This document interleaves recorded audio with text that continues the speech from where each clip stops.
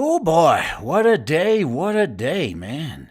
You guys having fun? Middle of the week, I'm sure everyone is just rearing and ready to go.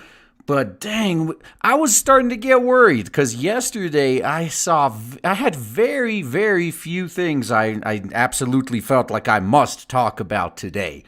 And I was starting to, just kind of reach a little bit. Like, okay, what can I do? What can I do? And today, this morning, Clown World did not fail to deliver. Fucking everything. Just Clown World kicking it into super high gear. It is insane. To the point where I actually had to push off some of the stuff to Friday. Else we'd be here all night. Dang. In the meantime, though, oh God, let me pull up the dragon here real quick. There you go. Enjoy that. I'm gonna pull something up here that I was watching this all day yesterday, and through most of today, and damn, I was not expecting what I saw. I mean, for all the haters who've been saying that Comicsgate is dead, yeah, I got something to show you. Just pay attention to what fucking Cecil did. Just look at this, man. Look at this. Yeah, look at that. Within a little over a day, 61,660 USD right there. Cash grab by Cecil. Although I think Dirtworm Doug is what really sells it. Man, he got $40,000 in the first hour. That was so damn unexpected, but I mean, definitely, give this campaign a look right there. I'm giving him my little shout out here, because Cecil's been pretty damn funny. He's been building himself up for like 2 years, so he definitely deserves everything he gets right here, man. So congratulations, Cecil, on a job well done. I mean, very well played. I was not expecting this much shit. I mean, I was with Ethan. I thought he was going to make like 40,000 in the first day. He made 40,000 his first hour, and throughout the rest of the day, he made like 15,000 more. It was insane. It really was. And here I am, like, God damn, if Blade Devil ends at this number, I'm going to be ecstatic. Shit, so yeah, spread the word, man. We need a lot more comedy comics out there. Because that's an art that has been lost. All these damn NPCs, they try to do comedy, but nah, they can only do the random shit. Meanwhile, here, you got Cecil's cash grab right here.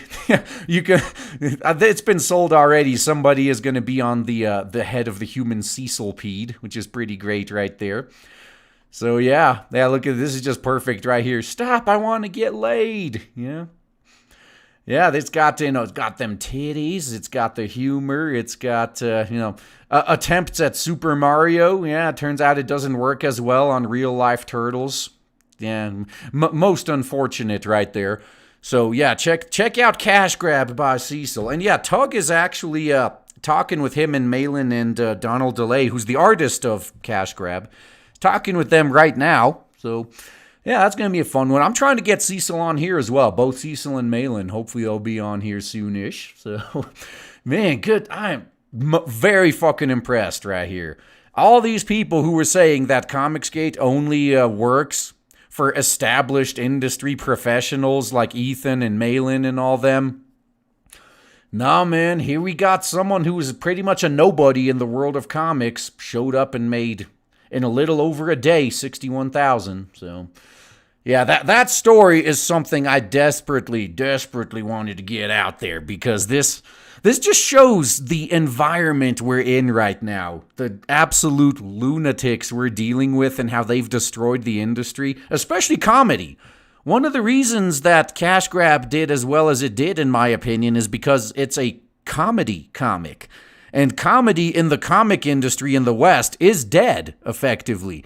Because you can't, I mean, fuck, Dave Chappelle called it in his latest skit, where everyone just bitches about comedy all the time, so you can't make actually funny jokes. So that's going to be my goal right now. You guys think we can make it? You think we can get Blade Devil to 40,000 within 1 hour?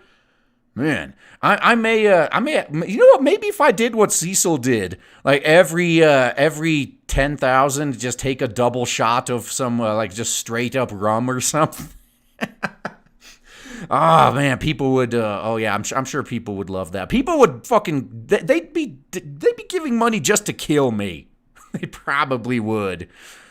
Whew. But yes. Yeah, well played, Cecil. Congratulations. You deserve everything you're getting right now.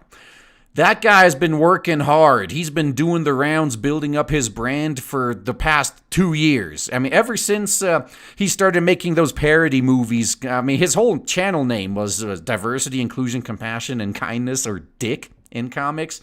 He was just kind of parodying diversity in comics. So even, like, back then, he's been hard at work, man. He's been fucking hard at work, for sure. Yeah. What's that? What's that? A crash is coming? A crash in the Western comic industry? Yeah, I think that's definitely gonna happen. It's already effectively dead at this point, to be honest with you.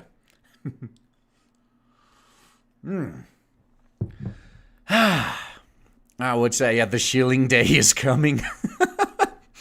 You know, I'm definitely going to be ramping up the shilling as we get closer to launch in March, like, for sure. I'm going to be doing that. What's that? I'd pledge monthly. Oh, you mean like a channel membership?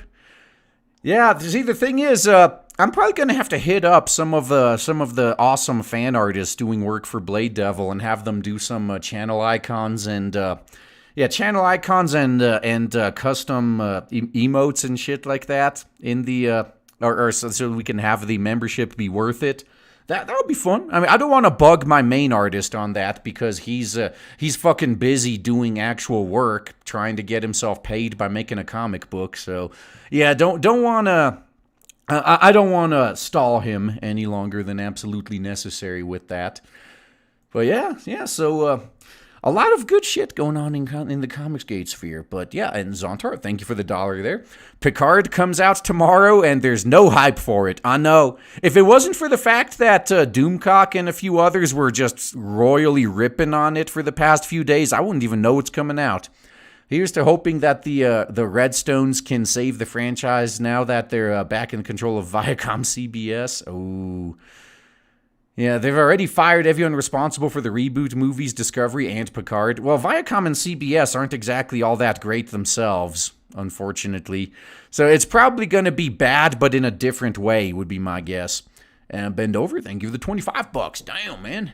Yeah, Dragon Ho, I don't know. I mean, she doesn't look like a hoe to me, but could be. Yeah, also, I like that story about Lawrence Fox dumping his woke girlfriend. Yeah, that's going to be at the end. That's going to be some good shit. And Cypop, thank you for the 2. Raging Golden Eagle, Angry Yellow Bird, Black Pigeon speaks. My subscription box is looking like a bird crew. Hey, whatever works right there. Yeah, just a... Oh, so that's another thing. You should be able to see it in the description box. But I'm going to be taking down my streams like a day or two after I did the stream, but they're going to be up not only on BitChute, but I actually did create a stream backup channel on YouTube for those of you who were complaining that you can't read the chat on BitChute because they have no quality options. I mean, that's a legit complaint. That is true. BitChute's video quality is pretty ass, so you can't see fine details. So I actually have another YouTube channel now that I'm going to be backing my streams up on. I finally caught up with current year. Other fucking channels have been doing this for like 2 years now. 2 fucking years. And I finally got in on it. I finally did the same thing. Like, okay, fine. I'm just going to be taking my streams down and uploading them over there on the other channel, which is called Angry Yellow Bird. So yeah, I just linked it in the chat. It is in the description box right now. So if you guys, if you want to leave the stream, I mean, I think the average watch time on my streams is like half an hour. I understand. I usually go the same way with streams. I don't watch them all in one go either. So yeah, that's what it's going to be. It's not going to be on this channel after the first day or two. It's going to be on the second one. So if you want to watch them, that's where you're going to have to go right there.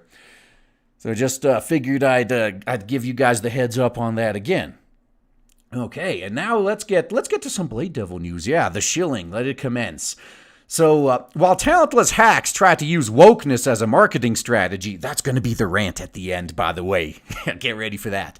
With Blade Devil, we're just focusing on giving people cool stuff they'd actually want to spend money on and tell all their friends about. Yeah, because I'm not a fucking millionaire. As much as I wish I was, I don't have a fucking marketing budget of millions that I could get the word out for my stuff. So I have to give you guys everything you want and rely on you to spread the word because you were happy with what you got. So yeah, that's what we're going to be doing.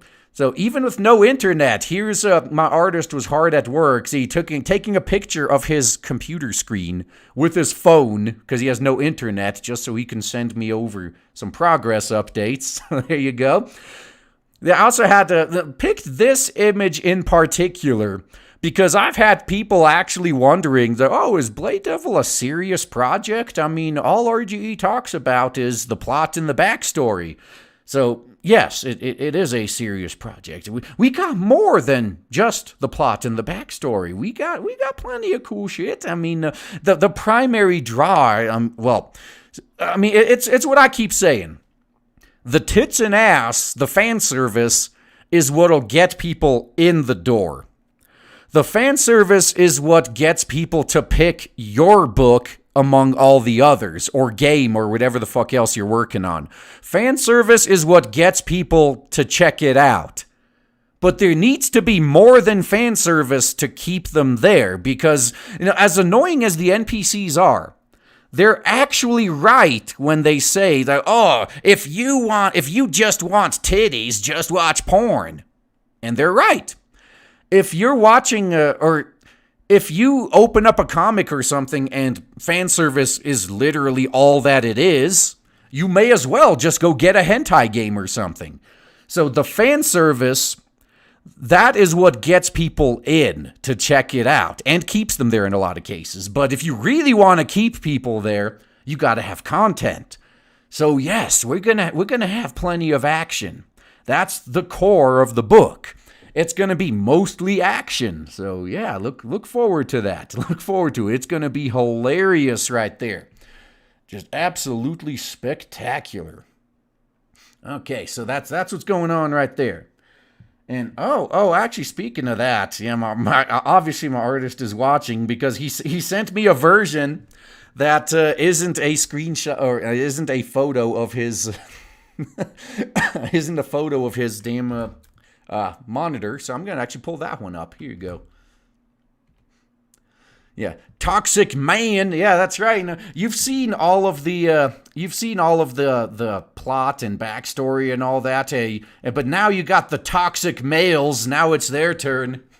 Very toxic by the looks of him. I mean, god dang, this dude does not look healthy. Yeah, plot and plot. Fuck yes. That is right. Yeah, fan service makes good bait. No, fan service does make good bait. But you have to have, both more fans. Yeah, it's got to be more than the bait. I mean, you got to deliver on it as well, but there's also got to be more stuff in there. More stuff in, yeah. Toxic white male. Yes. Fuck yeah. So this, and again, this is just the line art in progress. The whole thing's going to be in color. And yeah, you can clearly tell at this phase in the book, shit's hitting the fan. Because, yeah, I mean, this dude does not look healthy. Something's up with him. Why am I toxic? Right. Oh, yup, yeah. And then there's an artist there say the full body panel of this guy should be ready by Friday. So yeah, you guys look forward to that. That is going to be some spectacular shit right there. Yeah, at least he's got a big mustache. Yeah, he's got rocking that mustache and the beard. You can't see it because the panel cuts off here, but you could see, the beginnings of his beard. Yeah, that dude, man. Yeah, good plot makes for a good story. Fuck yes. Fuck yeah, that's right. All right, so where was I? I think I've been seeing a bunch of shekels come in, man. Definitely, thank you guys. Come on, YouTube, don't give me these don't give me these errors. Aw. Yeah, I've embraced the corruption. Yes. Oh, it's love this type of character. Yeah. I mean, see, Blade Devil is a serious project. I mean, that's the point we're trying to make here. It's more than just the plot and the backstory. I've just been focusing on the stuff that most of my audience really, really wants to be looking at the most. That's what I've been doing there. But all right, so talk about links. Thank you for the 5. Had plans to go on TFM for the first time in a while today. Fell asleep after launching Discord. Ripped me. Oh, that sucks. Well, wait, no. Did you want to go on as one of his panel, or? Yeah, okay. So I think he does open it up to a few of his Discord, like was the higher tier Discord. And wait, he doesn't have a Patreon anymore, does he? Subscribestar? Yeah. That makes sense. But yeah, maybe you can do it next week, man. Maybe next week. There's always another chance, thankfully. So good luck next time, man. Yeah, Beefy Love Sean, thank you for the 5. What is the favorite Pet Shop Boys song of Puritans? It's a sin. Also, woke whammons are the Victorian English woman of the decade. Kick Vic Marquis equals Fredo. Well, Marquis was also the one that probably did the least amount of damage, which is why she got off without anything right there. That's probably what happened right there. Yeah, and Makini90, cool, man, thank you for the 10. An artist on Twitter was attacked again, this time for a cute Deus Volt pic, and she took it down. I keep thinking of starting a Twitter, but these guys run amok. Well, no, you can start a Twitter just fine. See, the problem with these Japanese artists is because I've actually got this explained to me today, because I responded to people talking about that incident to which you refer. And I responded to him and I asked, why the fuck don't these Japanese artists start muting and blocking these deranged lunatics? Haven't they learned by now? And apparently in Japan, it's so rare for their fans to get this fucking toxic that they can't even imagine blocking or muting a real fan. And that's a good attitude to have. I can't imagine blocking a real fan either. But they need to be able to tell the difference between a deranged outrage mob and real fans. None of these artists' real fans are going to be doing this outrage mob dogpiling on them. These are professional fucking victims and slacktivists just going around stirring up shit. So you'll be just fine on Twitter, honestly. In fact, you could use these idiots as free marketing. Fuck, that's part of what I plan on doing. If any of them start reeing over Blade Devil, I'll just keep fanning the flames.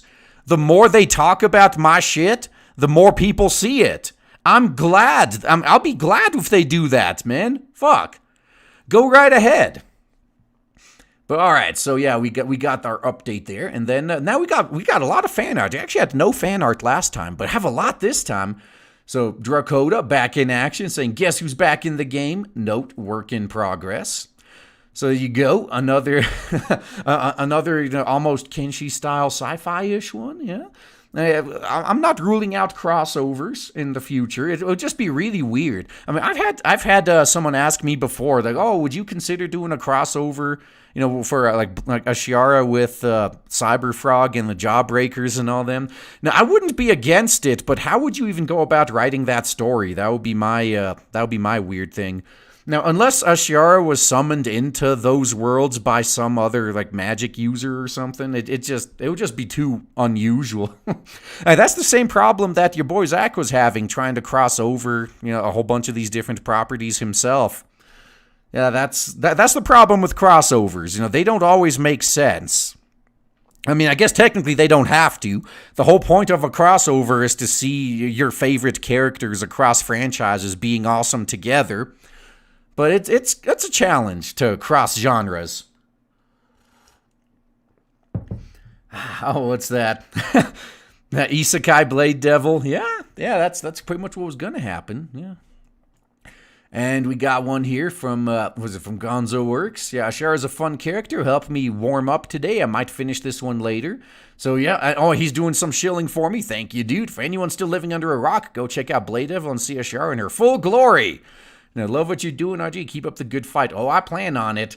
So yeah, he took the original concept art and then the page 2 art, as references, and bam, did his own in the middle there. So yeah, I mean, nice focus on the plot. The plot armor is very well done. Yeah, good, well played right there. Very well played, if I do say so myself. All right, let me see. Oh my God, I'm never gonna catch up now. Crap, I gotta get caught up on the shekels. This is a good problem to have, by the way. I wish everyone could have this problem, just having money thrown at them so they can't catch up. I love having this problem.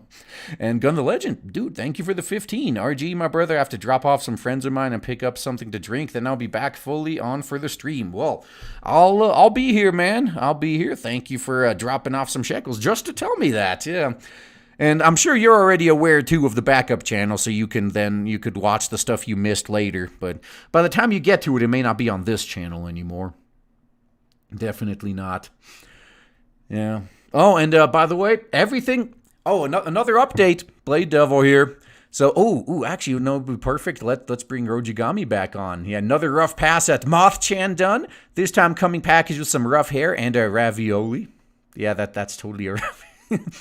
And also, the boobs are nice and all, but did you know the legend of the barrel Shoda? Desire to know more intensifies? Go check out Blade Devil. That's right. You'll learn about barrel Shoda as time goes on. So there you go. Rojigami sending over another iteration of Moth-chan here and doing some shilling for me, which was, again, much appreciated. I love it when talented artists do things like this. It's great.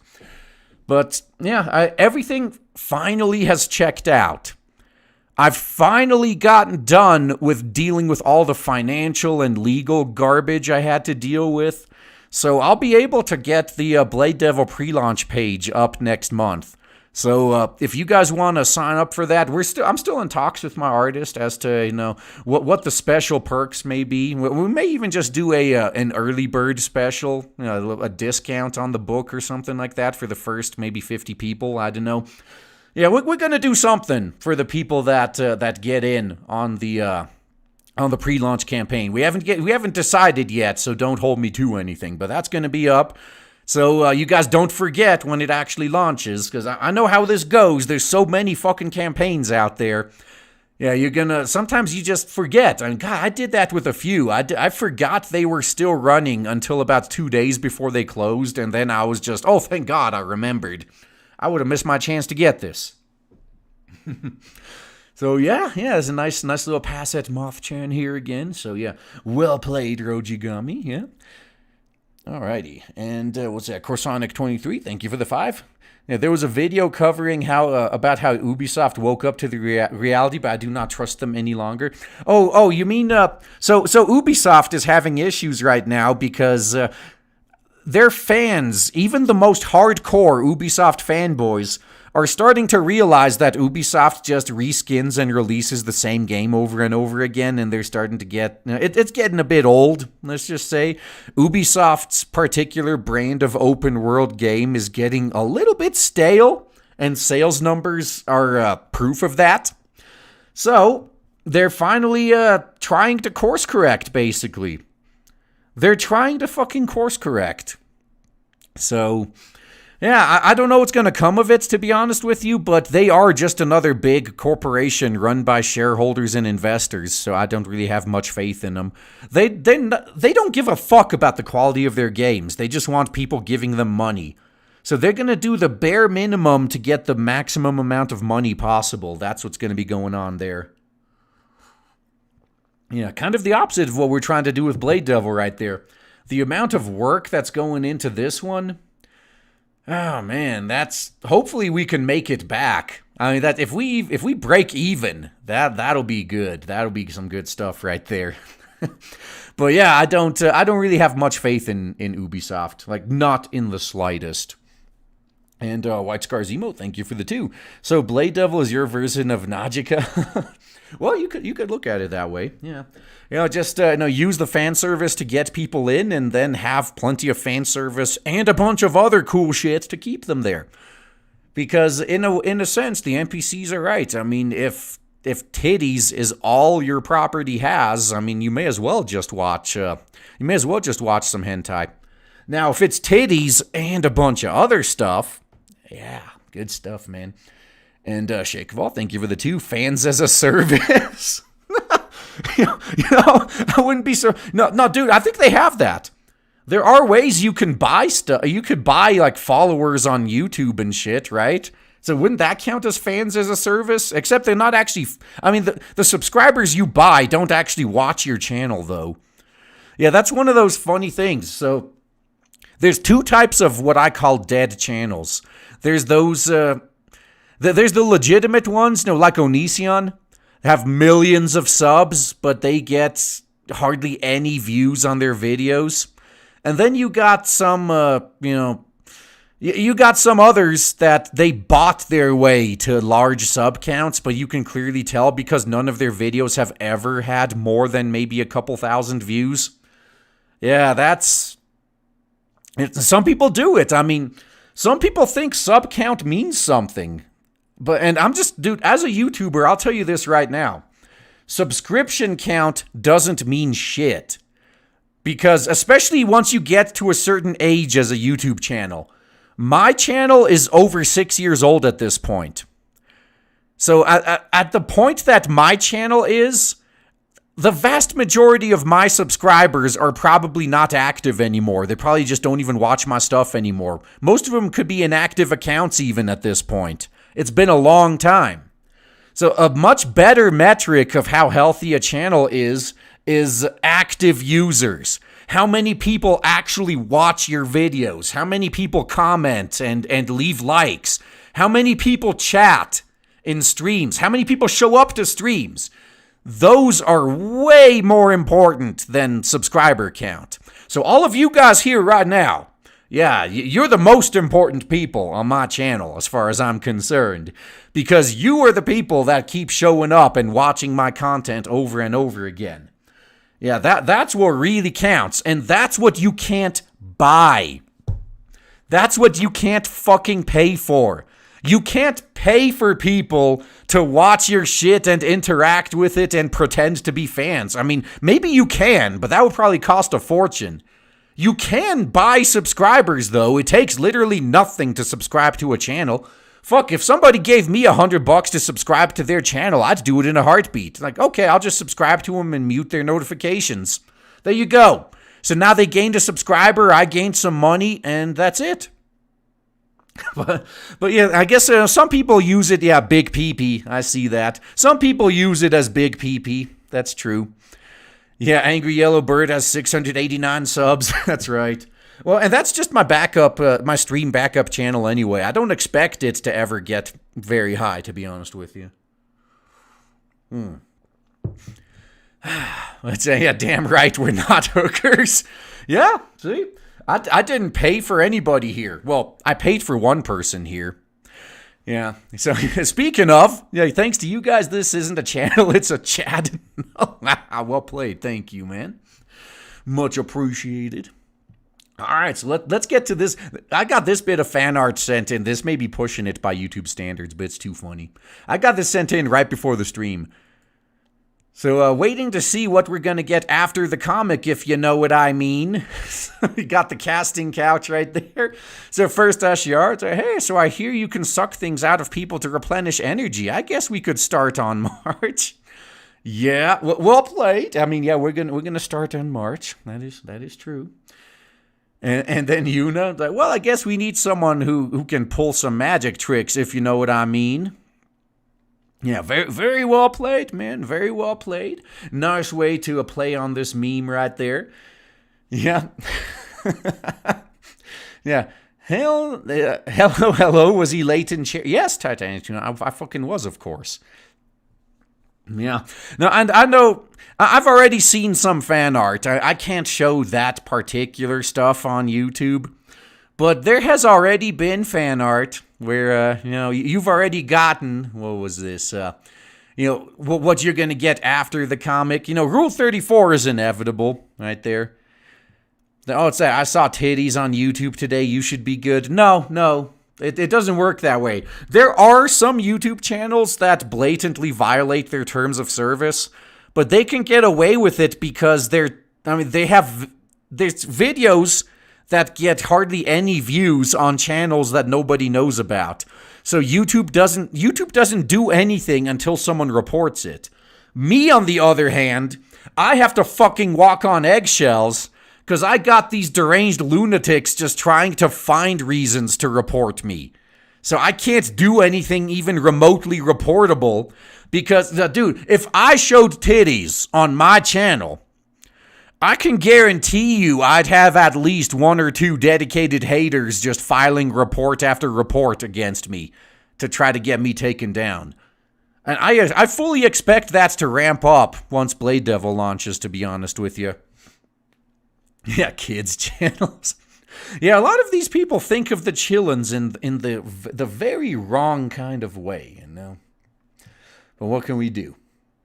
Oh, Don Creep, thank you for the 3 free shekels. Well, thank you, man.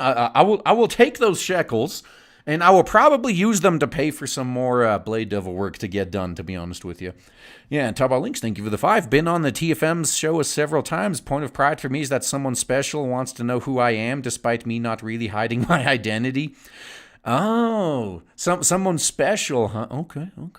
And Caribbean Wolf, thank you for the 5. You know something, Eagle? Sometimes during your rants, you sound like you're about to cry. That shows how much you care about the subject of your rants. Well, maybe it'll look different when I turn the camera on, honestly. I'm still getting a so-called set, you know, quote unquote. It's like 2 bookshelves. I'm gonna have to find a way to get them to stand up straight, to be honest with you. I mean, they're not straight at all. I mean, yeah, her, just like me, I got it. So that, yeah, you'll see. I mean, I do really care, but I don't. God, I don't know. I can't see myself. I can't really hear myself as well as you guys. So I'll take your word for it. And Alex Hale, thank you for the 2. Just use the good old Truck-kun to send her into their book. Yeah, if I do a crossover with Ashiara in some of these other books, yeah, there's going to be an isekai truck in her medieval fantasy world. Makes sense. And Not a Banned Account, thank you for the 2. Will Ashara or others wear a hijab for diversity? Hey, you know what? They are going to eventually go to the desert, and they may have to wear something that looks like a hijab just to keep the dust out of their eyes. That's as far as I'm willing to go. If it would make sense, then sure. And Makini90, thank you for the 2. The holy Bokuman did that for real. I guess. Yeah, there's a lot of cool shit's been going on. Yeah. Oh, and Waz Noble, thank you for the 2. Steel Panther has big titties on their videos. But I think they also make exceptions if it qualifies as quote unquote artistic or it's educational. Like see, this is so unfair. You're allowed to show all the bare titties you want. Like say if it's a breastfeeding video, and I'm just like, I am so fucking jealous of all the guys out there who have a breastfeeding fetish because their porn is protected on every single platform. They can get their porn wherever the hell they want. Because if they ever try to ban breastfeeding videos, all the feminazis are going to whine about it. So yeah, they're fucking lucky. They're really lucky right there. Yeah. Okay. So let me just do another refresh here. Make sure I'm caught up. Oh my god, now we could actually get started. Oh yeah. Start off with some parody.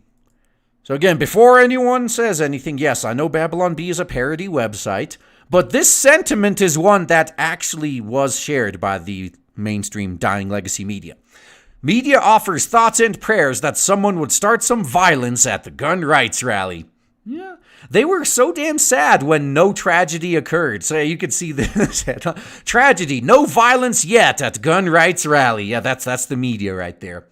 So somber members of the press offered their thoughts and prayers that someone would start some violence at the gun rights rally in Virginia.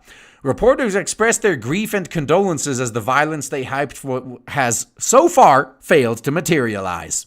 Nobody has so much as fired a shot. This is an unbelievable tragedy, said one teary-eyed MSNPC reporter, clearly caught up in the anguish of the moment. It's tragic that we live in a country where reporters who are just minding their own business trying to push a narrative can have everything ripped away from them in an instant when protesters refuse to shoot at people. Yeah, how fucking tragic. Yeah, see, this is what makes Babylon Bee such a good parody site. Because The stories they report on are fake, but the sentiments behind them aren't. That makes a very good parody. So CBS News, a CBS News reporter called for a moment of silence live on air. Let's take a minute to cry out to a nonspecific deity of our choice that any second now a miraculous shooting would occur. When it did not occur, she began weeping, gnashing her teeth before ripping her suit jacket in despair. Why, God, why? Maybe because you didn't believe hard enough. One communist news network reporter has offered up to $1,000 to anyone willing to start some violence to help out the narrative. Yeah, it was great though because they had the usual like the neo-Nazi plants there, and all the actual guys who were there to protest turned them away and turned on them because we at this point we know how it goes. We know how these people are fucking plants. They're not there seriously. They are plants by either the government or the opposition, specifically to make these protesters look bad. So yeah, it was that rally of 2 days ago. It was a fucking tragedy for the dying legacy fake news media. So let's get straight into something that's definitely going to be cut into its own video. I can guarantee you. You guys remember Tokyo Mirage Sessions? You remember how the game launched on a dead console, the Wii U? So it never had a chance. As few people as got the Wii U, this game never had a chance. It sold well below expectations, and even by the standards back then, it was viewed as a failure. Even worse here in the West when they decided to completely butcher the game. So when I heard they were releasing the game again for the Switch, I was pretty happy. Like, oh, thank God. You're going to give that game a second chance? Now you're going to give it the chance it deserves? You're going to decensor it? No. This is Atlas. They're too damn stupid to do that. Hell no. Yeah, they re-released the game on the Switch, but not only was the Western version still censored, but they censored the Japanese version too, to be in line with the Western version. They were even fucking stupider. So what was the result? Tokyo Mirage Sessions Encore sold 5,000 less copies than the Wii U original on Japanese launches. So it sold so poorly on the Switch, which by the way is a very successful console, that it sold even less than it did on the dead console known as the Wii U. And I'm willing to bet money that these idiots are still not going to learn their lesson. You know what lesson they're going to take away from this? Well, I guess nobody wants these idle games anymore. They're not even going to be able to put 2 and 2 together and figure out that the reason this flopped is because of censorship. And this is something they should know, funny enough, because as soon as it was announced that the Japanese version of the game would be censored, a whole shitload of people were canceling their pre-orders. It should have been fucking obvious that the censorship is the reason the game failed. But these people are idiots. They're not going to be able to figure it out. So let's point and laugh at the morons. So first we got an update on this article. So the game sales account for physical, not digital. Keep you updated as we learn more. But it's comparing physical Wii U sales to physical Switch sales. If physical Switch sales are already 5,000 units behind the physical Wii U sales, this is a fucking disaster. And it was considered a disaster back then.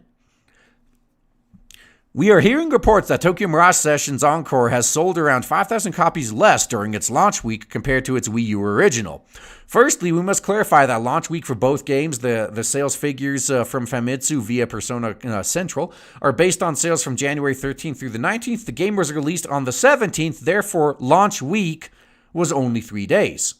However, according to the Game Data Library, Tokyo Mirage Sessions on the Wii U had a launch week of only 2 days. So that's the excuse they're going to try to use, yeah. The launch week lasting from December 21st to 27th. The game launched on the 26th, right after Christmas at that. The sales figures of launch week for both games are identical on both the Game Data Library and Persona Central.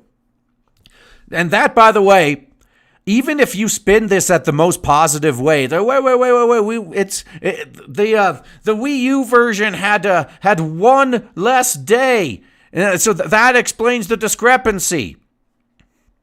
Okay, so let's say that in the third day it catches up. So you've sold just as many units on a super popular console like the Switch as you did on a dead console when it was still considered a failure back then. And they're not going to learn their lesson.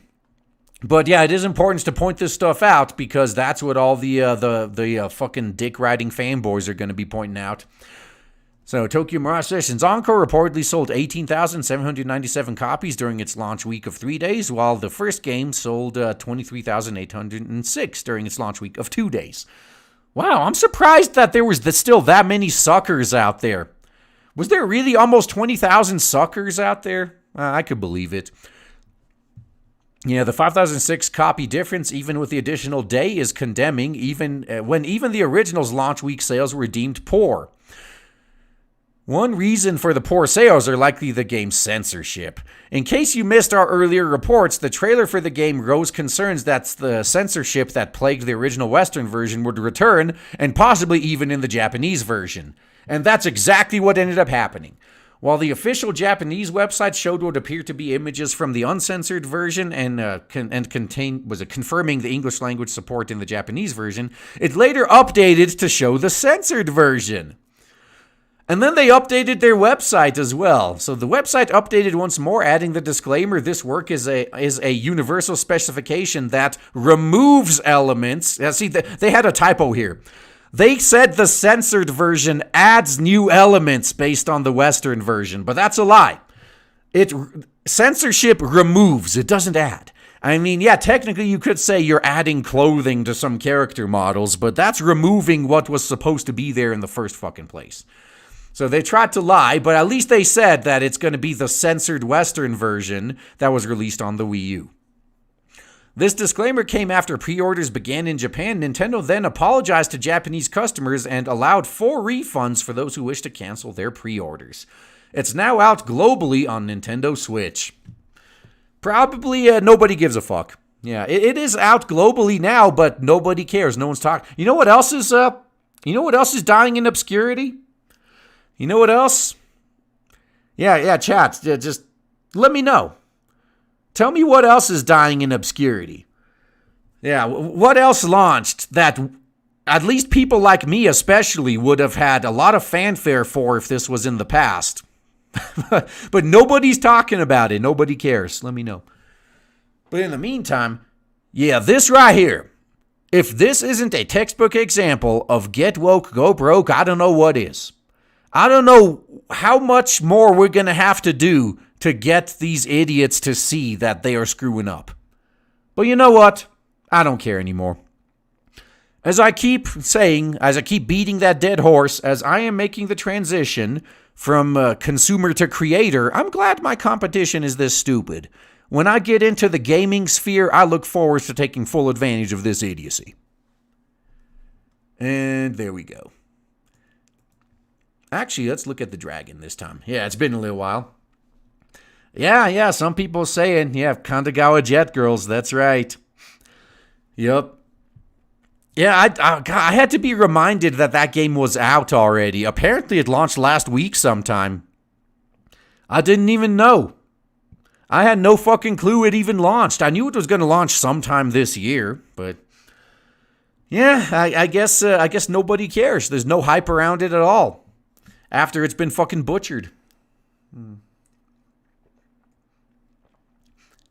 Star Wars. Oh, man. Yeah, Piss Station 5. Oh, yeah, I mean, that was a nice logo they launched, right? Yeah. Fucking insane, man. I thought you meant Stadia. No, Stadia launched last year, so... Yeah. Oh, and Don Creep, thank you for the 3. Oh, won't someone please think of the urinalists? Oh, I'm thinking about them as I'm laughing at them all becoming unemployed after doing their job so horribly. And, hey, FatMan56, thank you for the 5. So exactly how much money for the RGE rent a troll service to I get kind of lonely during my streams? Well, it depends on when the stream is, honestly. Yeah, I mean, if it's during work hours and I can just have it up in the background and occasionally shit talk a little bit, that's one thing. But actually, I'm far busier when I'm off work, because then, I mean, it's going to ease up a little bit now until Blade Devil launches, in which case I'm going to be going on a bunch of other streams if I can, and it's going to crank up. But, woo! Man, it's just dealing with all the financial and legal shit. Oh, that's been a pain in the ass. Yeah, such a fucking pain. Alrighty. Alright, let's continue then. So some people are talking about Stadia. Let's see the lows that Stadia is gonna sink in order to try to stay relevant. Stadia attempts to stay relevant by releasing over 10 timed exclusives this year. Yep. So nobody wants to buy their dog shit hardware, so they're going to hold games hostage via exclusivity in order to force people to buy their shit hardware if they want to play those games. And I'll say right now, I've never been a fan of exclusives. Never. The only reason consoles still fucking exist in current year is because of exclusives. They have long since lost the only advantages they actually had over PC. They've turned into PCs, for God's sake. Exclusives are all they have, and they know it, which is why they keep doing it. But I'm going to go a step further than I usually do. Usually I just say, if you got a game that you want to play that's exclusive to some other platform, just don't fucking play it. Find something else. I will also say, any of these developers or publishers that sell out for these exclusivity deals, stop supporting them too. The only way we're going to stop these hardware manufacturers from holding games hostage via exclusivity is if people are unwilling to make these exclusivity deals with them, because in the end, it'll cost them more money than they'll make. That's the only way. So yeah, Google isn't giving up on Stadia just yet. Give it a few months. Despite the service gearing up to join its 194 dead siblings, Google is taking the Epic Game Store route by snagging various video games on the market as timed exclusives. This act will take place in the first half of current year. According to a Google PR person, this move of securing multiple titles as timed exclusive will help the service in question. I doubt it. No, again, hopefully making this deal is going to cause such a financial hit to the developers that took this deal that they never do this shit again. I'll say this again, that's the only way they're going to fucking learn. They need to lose copious amounts of money on exclusivity deals, because right now, the reason they take exclusivity deals is because it makes them money. Because whoever is paying for exclusivity is paying them more money than they would have expected to make if they were multi-platform. So we got to make sure that this isn't the case. We got to make the price of going exclusive so high that nobody is even willing to pay it. Yeah. So, according to a Google PR person, this move of securing multiple titles will help the service. All right. Although last I checked, the Epic Game Store came under fire for doing so, but I guess anti-consumer-minded people think alike. Yeah. Well, I guess it depends. I mean, I don't think Epic really suffered much for it, because unfortunately, most gamers are just, mindless sheep. They'll go anywhere. And they say, I mean, oh God, it was one of the funniest things I've seen actually was after Left 4 Dead 2 was announced, a bunch of fans boycotted the game because they wanted Valve to instead focus on the first Left 4 Dead. And they created a Steam group called the Left 4 Dead 2 Boycott Group. And on the day Left 4 Dead 2 launched, like 2/3 of the group's members were playing Left 4 Dead 2. And that's why companies don't listen when people say this, by the way. Yeah, so anyway, thanks to website GamingBolts.com, we learned Stadia will have a plethora of games releasing throughout the year. The publication cited sourced a Google PR person saying the following: in our upcoming lineup, we are tracking more than 120 games coming to Stadia in current year, and are targeting more than 10 games in the first half of this year alone that will only be available on Stadia when they launched. We're working with our partners to share more on those games soon. All right. In other words, folks can expect 120 games to drop throughout current year. However, the important questions that need answering are, will Stadia be alive by then? Nah. Will these games resemble trash? Yes. And will gamers really see more than 100 games drop on the anti-consumer platform known as Stadia? No. And even if they do, they're not going to be willing to rebuy the same shit they already bought anyway. Yeah. The boycott was left for dead. Well played. So while we wait for answers, no word has surfaced as of this moment regarding the 10-timed exclusives. I'm guessing Tequila Works, the devs behind Rhyme. Next game, Guilt, will be one of the 10, but time will tell. And I haven't really seen much fanfare. I mean, I don't know. I don't think too many people care. So maybe a good game. I'm just saying. I haven't really seen anyone talking about it. Yeah. Lastly, current year is said to be a big year for Stadia, according to the PR person. In all honesty, it will be a big year for both Google and Stadia if the latter can survive longer than a year without dying due to a lack of shills. Now that is probably what's going to be killing them right there. Because all the shills are backing away. All the shills, I was a Memeology created a nice video about that, pointing out how all these Stadia shills that were paid off, I guess after the term of their, after the term ran out, I think it was a 6 month. Yeah, Google probably paid them for X amount of months to say good stuff about them. As soon as the Google money ran out, they started changing the titles of their videos to be less misleading about how horrible Stadia really is. Yeah, good stuff, man. The shills are already gone. Some of them hopefully suffered enough reputation damage that they'll never try this again, honestly. And hey, good imagination. Thank you for the 2. Surprise, anti-consumer mechanics. Yeah, that's right. Yeah, I mean, was it just like with loot boxes? Oh, loot boxes aren't gambling. It's surprise mechanics. And here, no, Stadia, I mean, this exclusivity, that's not shady business practice. They're just surprise anti-consumer mechanics. That's what they are. Yeah. Yeah, your money is gone. That's right. Give your booty to the pirates. Yeah, and Jimmy Q, thank you for the 3. Now, if they'd rather make assumptions than ask why we aren't buying their stuff, then I guess they don't want our money that badly. Dude, I agree. Yeah, oh my God, so many companies do this shit. Now, they just make assumptions as to why their stuff failed, and then when us, who are no longer buying their shit anymore because they got woke or whatever, every time we try to tell them why, they either ignore us or they turn on us. Like, well, we didn't want you anyway. Okay, fine, you got your wish. I better not hear you whining that I didn't show up to bail you out then. That's how it always fucking works. We try to tell them. But you know what? I think, was it Ethan Van Sciver? Yeah, I think he had a damn good point. The most powerful weapon in our arsenal is voting with our wallet. But the second you play that card, as soon as you say, I'm not buying your stuff anymore, because clearly it's not for me, as you keep saying. Once you say that, you can't do anything else anymore. You got nothing. You've played your final card. Once you already tell them you're no longer a customer and you're gone, they're never going to listen to you again.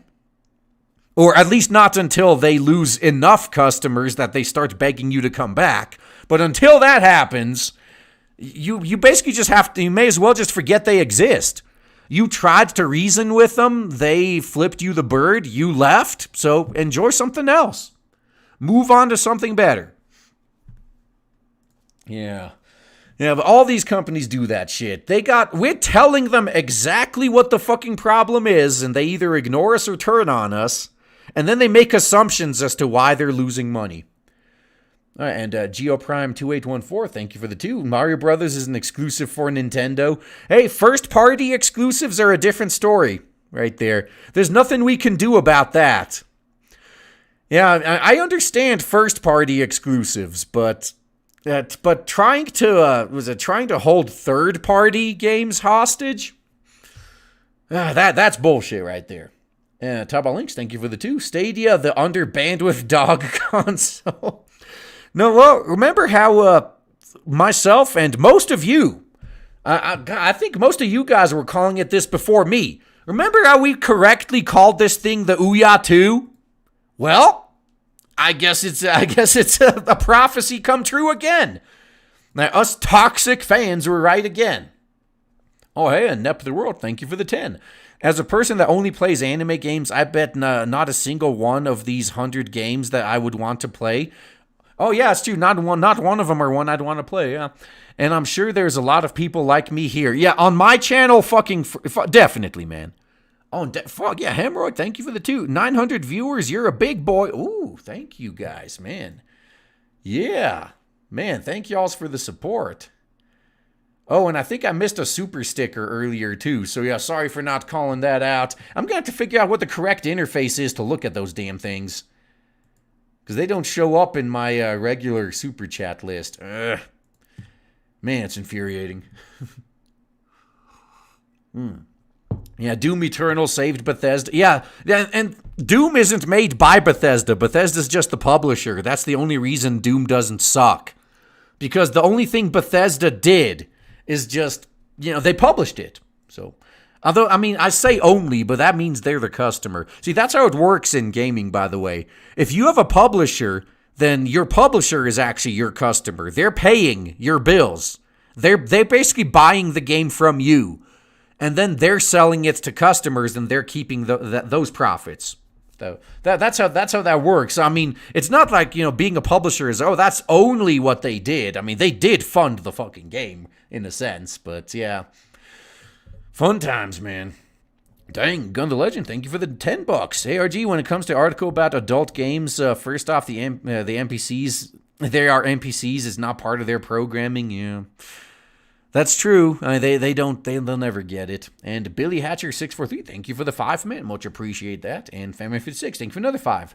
Around 11 to 12 Pacific PM, roughly an hour or two, almost daily game as a redo Dragon Quest Builders 2 PC version. So seriously, how much of if 100, like see a February 11th?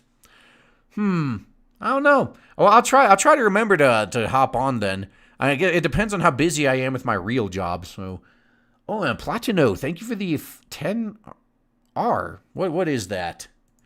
Is that rubles? No, it could be. Oh, it said, take back the means of reproduction. Oh, yes. Oh, we're gonna. That's the last article. That's gonna be some good shit. Oh, and Billy Hatcher 6worthy, thanks for another 5. I mostly play Japanese games now, but sadly a lot of them use Denuvo, and I have a hard time buying them. I don't want to go to PlayStation to buy them. Yeah, fortunately, not all of them do. Most Koei Tecmo games, I think all Koei Tecmo games, like they don't have it. But Bandai Namco, yeah, they're pretty heavy on the Denuvo. You may want to wait until they eventually patch it out. I don't know. But all right, let's get to the next bit of Clown World. Bernie Sanders outs himself as a cuck yet again. Oh, I'm sorry, I may as well read the actual headline. Bernie Sanders refuses to defend himself from Hitlery's attacks. My focus today is on impeachment. So if you aren't aware yet, Hillary Clinton had... Normally, I don't agree with anything she said, but she has a lot of very true things to say about Bernie, and Bernie isn't denying it. He's not denying it at all, man. He knows this is true. Senator Bernie Sanders, Democrat of Vermont. Yeah, quit calling him an independent. He is tied at the hip to the... Dude, this motherfucker is running as the presidential candidate for the Democratic Party. He's not an independent. Quit calling him that. So he said on Tuesday he refused to... Bernie Sanders on Tuesday refused to defend himself from attacks lodged by former challenger Hillary Clinton, stating that he is wholly focused on the Senate impeachment trial of President Orange Man.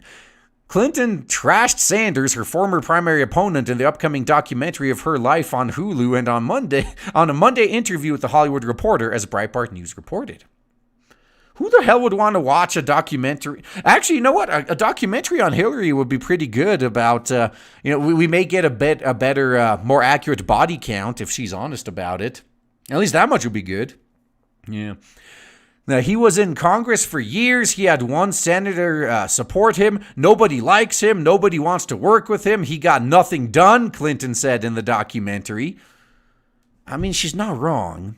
He was a career politician. Yeah, that's one of the things we always laugh at. Bernie Sanders has never had a real job in his life. He even got kicked out of a fucking commune for refusing to work.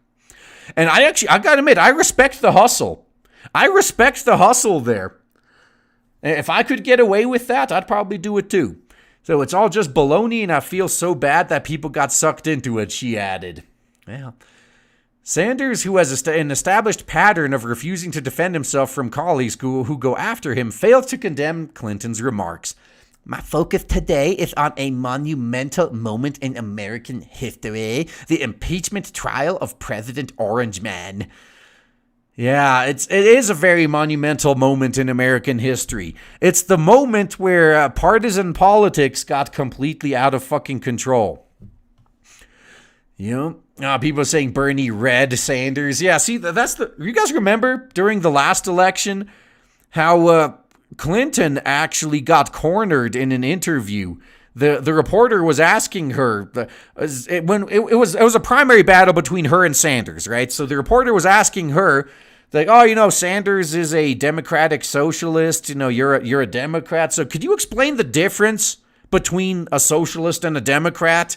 And Clinton refused to do it.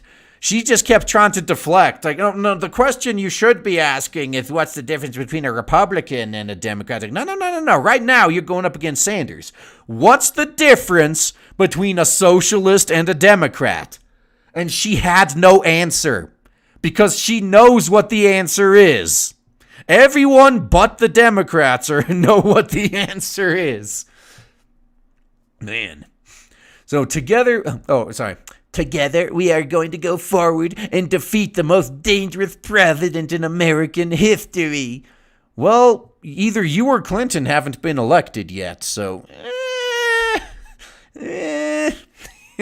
Sanders also brushed off Clinton's remarks with a joke, according to NBC News' Jeff Bennett, telling him, on a good day, my wife likes me, so let's clear the air on that one. Okay. So yeah, he's not gonna... How do you think he's gonna fare against Orange Man if he can't even defend himself? That's right. So Sanders refrained from attacking Clinton in current year -4 and ultimately endorsed her bid amid the purported wrongdoings committed by her campaign and the Democratic National Committee. So wait. Didn't Clinton bail out the DNC? She effectively owns it. If she doesn't want Sanders getting in, he's not getting in. I mean, unless literally every single fucking state votes for Sanders and nobody else gets any votes, then it'll be pretty hard to rig the election. But if it comes up to, was it those super delegates? Oh yeah, he doesn't stand a chance. So similarly, Sanders has failed to defend himself and the members of his current campaign. He apologized to Joe Biden on Monday over an op-ed penned by Sanders surrogate Zephyr Teachout, who proclaimed that the former vice president has a big corruption problem. But that's also true. Jeez. It is absolutely not my view that Joe is corrupt in any way. At least I'm not going to tell you to your face. And I'm sorry that op-ed appeared. Yeah, no, you're sorry you got caught. Yeah. Now, Bernie, don't apologize for this. We both know this is true. So Sanders also denied that the Democratic leaders are rigging the primaries against him. Well, okay. Let's think of what would happen if he didn't here, guys. If Sanders didn't deny that the primaries are being rigged against him, he would probably commit suicide within the next few weeks via like 3 shotgun shells to the back of the head from a double-barreled shotgun. I mean, fuck, Tulsi, oh my God, Tulsi Gabbard has bigger balls than most men I know. She's actually suing Hillary Clinton. Rest in peace, Tulsi. It's unfortunate that you're gonna commit suicide sometime soon, but you'll be missed, man. You're one of the few Democrats that they put out as a contender this time around that was actually tolerable. So I do feel sorry for you. You will be missed when you inevitably commit suicide. So rest in peace, Tulsi. So accusations which boiled over after the last Democratic debate. Let's be clear about who is rigging what. It's Donald Trump's action to use the power of the federal government for his own political benefit. Yeah, Trump's the one keeping Sanders out of the Democratic primary. Yeah, totally. Yeah, that is the cause of this impeachment trial. No. The cause of this impeachment is Trump derangement syndrome. Yeah. His transparent attempts to divide the Democrats will not work. He doesn't have to do shit. See, have you guys ever had an opponent that was so bad you didn't even have to respond to anything they did or said? You just let them put their foot in their mouth? That's pretty much Trump with the Democrats right now. He doesn't have to say shit. He just has to just watch. They're taking each other apart. So we are going to unite to sweep him out of the White House in November of 2024. Yeah, I'll give him that. In 2024, Trump's going to be out of the White House. I'll give you that. So hopefully you can survive until then, because Bernie's 300 years old? It may be pretty hard. God. All right. So I know you guys want to see some porn parodies. So you know what? Let's just keep this up for now. Dang. And Jesse, thank you for the $1. So I just met the guy my little sister started dating, and he is not a weak soy boy. He showed me a video of him leg pressing 825 pounds. Hey, nice. Hey, that's pretty rare in current year. A guy that actually isn't a soy boy. Oh my God. Your sister actually has good taste. Jeez. Alrighty, where was I? So John Bob 008, thank you for the 5. The sad thing about Stadia is that Alphabet Inc. is such a large and diverse corporation, they won't be hurt too much by their incompetence. Yes and no. You would think, right? This is the same excuse that a lot of people used, because when I was pointing out that all the shady shit that the Stadia had to pull to just get in money, and all the people were like, Google is like the biggest corporation on the planet. You really think they need money to do this? They got all the money. As someone who worked for a large corporation, that's bullshit. Yes, the parent company may have all the money in the world, but that doesn't mean they have any to give you. Individual departments within these giant corporations are fighting for their lives on a daily basis. You really think Google corporate wants to keep throwing millions, if not billions of dollars after this shit if it doesn't start paying off? Hell no. They'll be more than happy to cut it off. So yeah, I think if Stadia just keeps going as bad as it has been, I wouldn't be surprised if Google corporate shut the whole thing down. They've already done it 924 times, as that article covered. And damn, Taobao Links, thank you for another 20. I keep telling people to look into Burlington College. Bernie's wife and daughter buried that one. Yeah, that's true. They ran it into the ground. Start with renting companies like Big Heavy World and don't mention Bernie during questioning about waste spending. Yeah. It was totally not nepotism either, Yeah, that's right. That's why Google keeps dropping things. Yep. I know. I keep trying to convince these people. Google may have Google may have trillions of dollars for all I know. But that doesn't mean they're going to give your stupid ass any.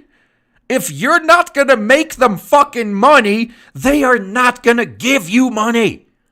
Individual projects and departments are always fighting for their lives in these giant corporations. I know, I was in one. I can assure you the company that owned the department I was working for had more than enough money to pay all. They could have just not given the CEO a bonus for 1 year and paid our whole department.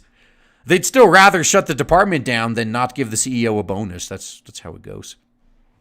Yeah. Oh, Aaron Heck, thank you for the 5. Trump wins third term via write-in in current year +4. Oh, dude, that would be fucking hilarious. Now, is that possible?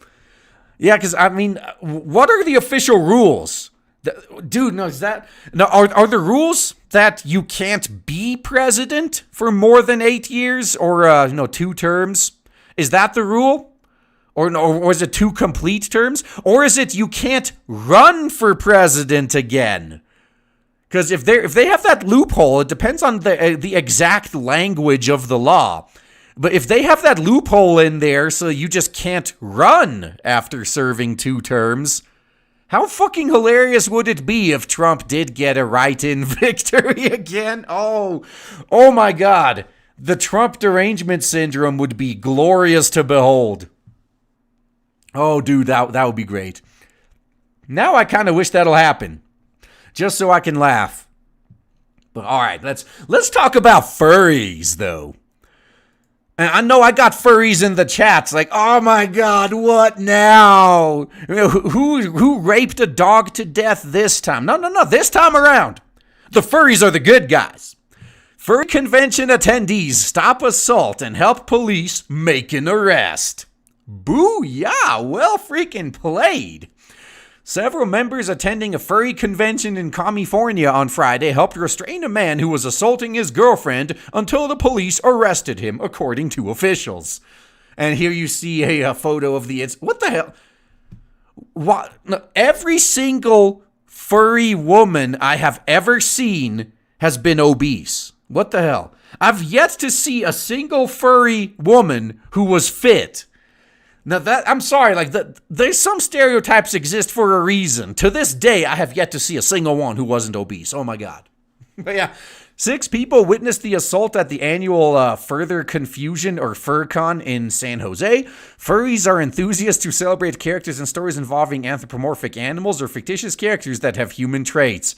Well, why don't you go look at some Medicare videos to see what else they do? Yeah. So look at this picture. This dude being taken down and held down by some pink, whatever that is. I mean, they don't have their heads on, so I can't tell what they're even supposed to be. But what do you think's going to happen to this guy in jail? This guy is going to be the most popular bitch in Cell Block 4. I can already see it now. When all of his cellmates find out that he's in jail because a bunch of furries jumped his ass because he was beating his woman, he's going to be everyone else's woman in that prison. Oh my God, that's definitely what's going to be going on right there. They said the man was assaulting a whammons in a car, the San Jose Police Department said in a police report. Robbie Ryans, 26, was working as a DJ for the convention when he and a friend went outside for a smoke break. Out of nowhere, Ryans said a blue car stopped in front of him. We heard a whammons screams coming from inside and saw the passenger throwing full fists at whoever was driving. Oh, now that is just next level. That is Darwin Award fucking stupid right there. I don't care how pissed you are at somebody. If you fucking punch someone while they're driving the car that you are in, man, natural selection is going to run its course, you know. Natural selection is going to be running its fucking course.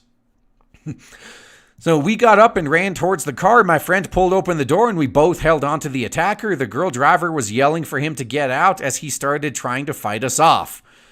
Look at this guy. Not only remember, he's going to get to prison. He's going to have to explain to him how a bunch of furries beat his ass. And he's going to have to tell them he failed to beat off 8 furries. He could only beat off 7 of them. He didn't have the energy in his arm to do the 8th, apparently. 4 other people who were attending the convention joined in and helped grab the man, drag him out of the car, and restrain him until police arrived. Once he felt the situation was under control, Ryan said he backed up and began filming the incident. So I guess that's where this started. All right, when police arrived, they alleged that the suspect, 22-year-old Dimitri Hardinet, assaulted his girlfriend in their car while she was fucking driving. I mean, seriously, how fucking Dude, if you really want to hit somebody that bad, at least wait until they pull over and stop the fucking car before you start beating their ass. God, these fucking idiots. Maybe he thought it was going to be like these action movies where the driver gets shot or something and the passenger takes over the wheel and jumps over there and takes over. I don't know. You know how fucking hard it is to jump over that fucking, whatever that middle thing is in between the driver and passenger seat, whatever that's called? It's not easy. Man. Even when the car isn't moving. Okay, so Hardnet was arrested and booked into the Santa Clara County Jail for domestic violence. Oh, and now he's going to be everyone else's bitch. The Communist News Network cannot determine if Hardnet has a lawyer. This is a criminal case, so he's going to be assigned one if he doesn't have one. It all happened so fast, I can't believe it, Ryan said. I am so glad everything worked out in the end. It was a horrible sight to see. Afterwards, we were very shaken up, but relieved. And they're not mentioning that 3 hours later, they were yiffing each other in their hotel rooms, as if nothing happened. Yeah, that's the part. I mean, that's why they go to furry conventions, after all. Yeah. Oh, apparently it's called the center console.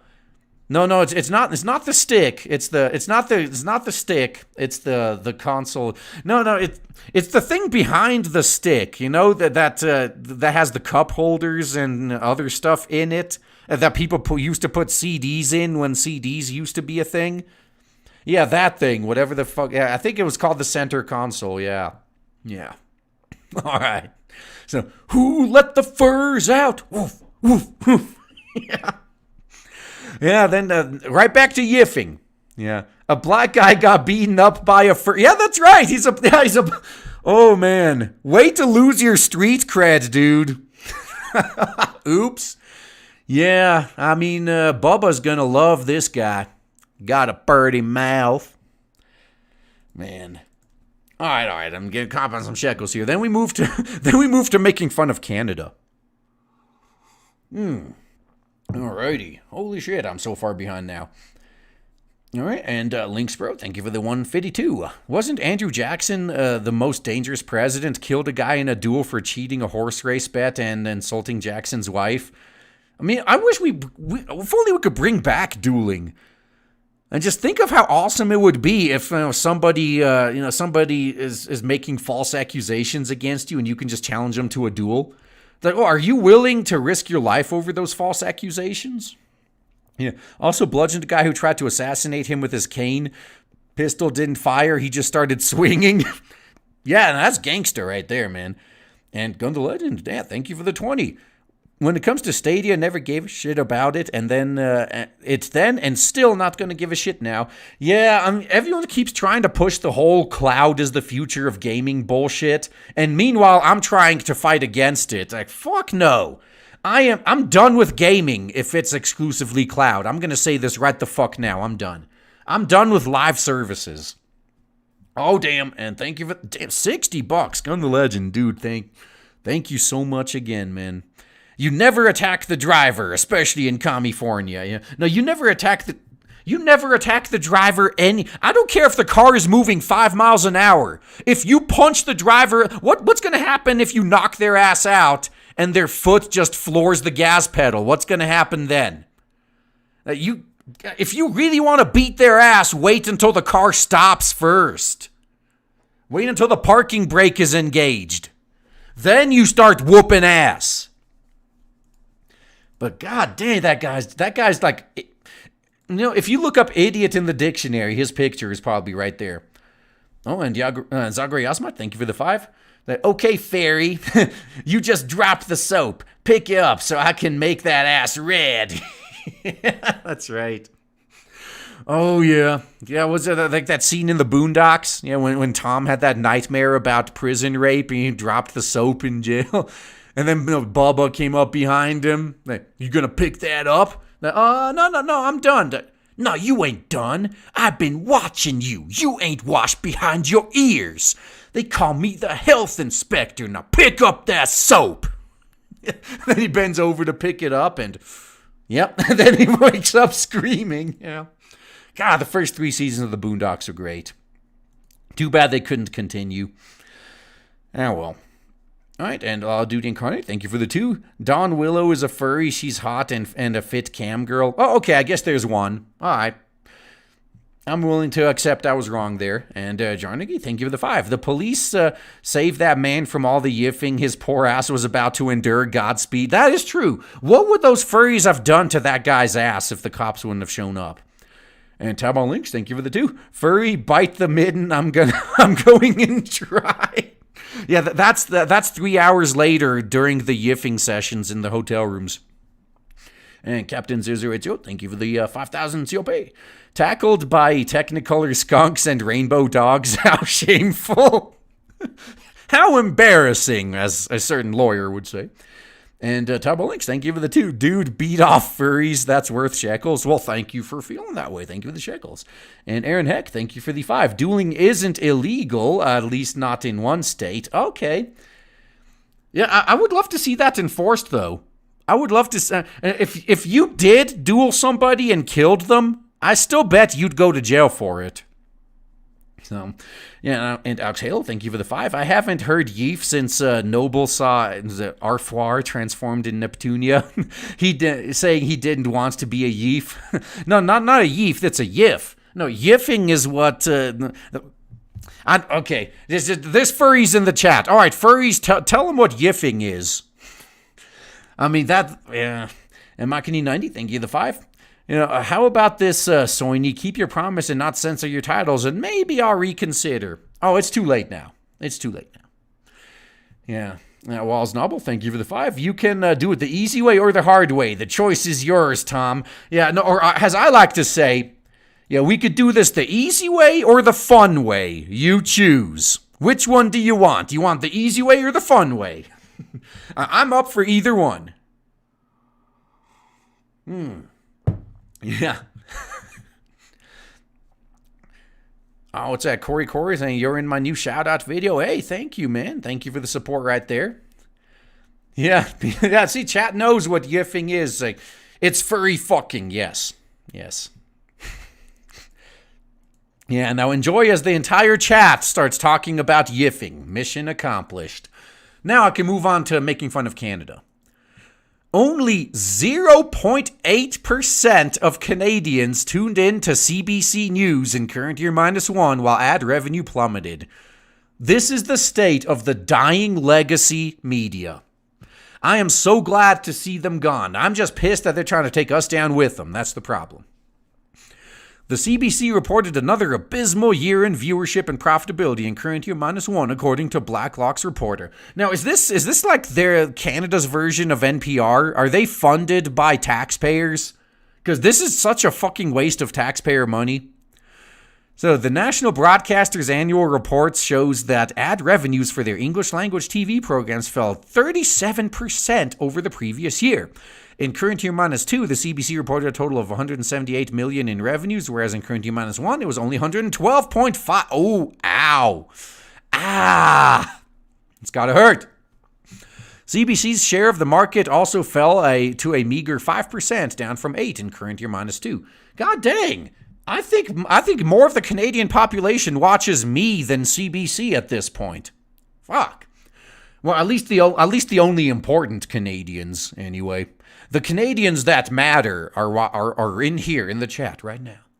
So the total audience tuning into local evening CBC TV newscasts was only 319,000 across the country, or approximately 0.8% of Canada's population.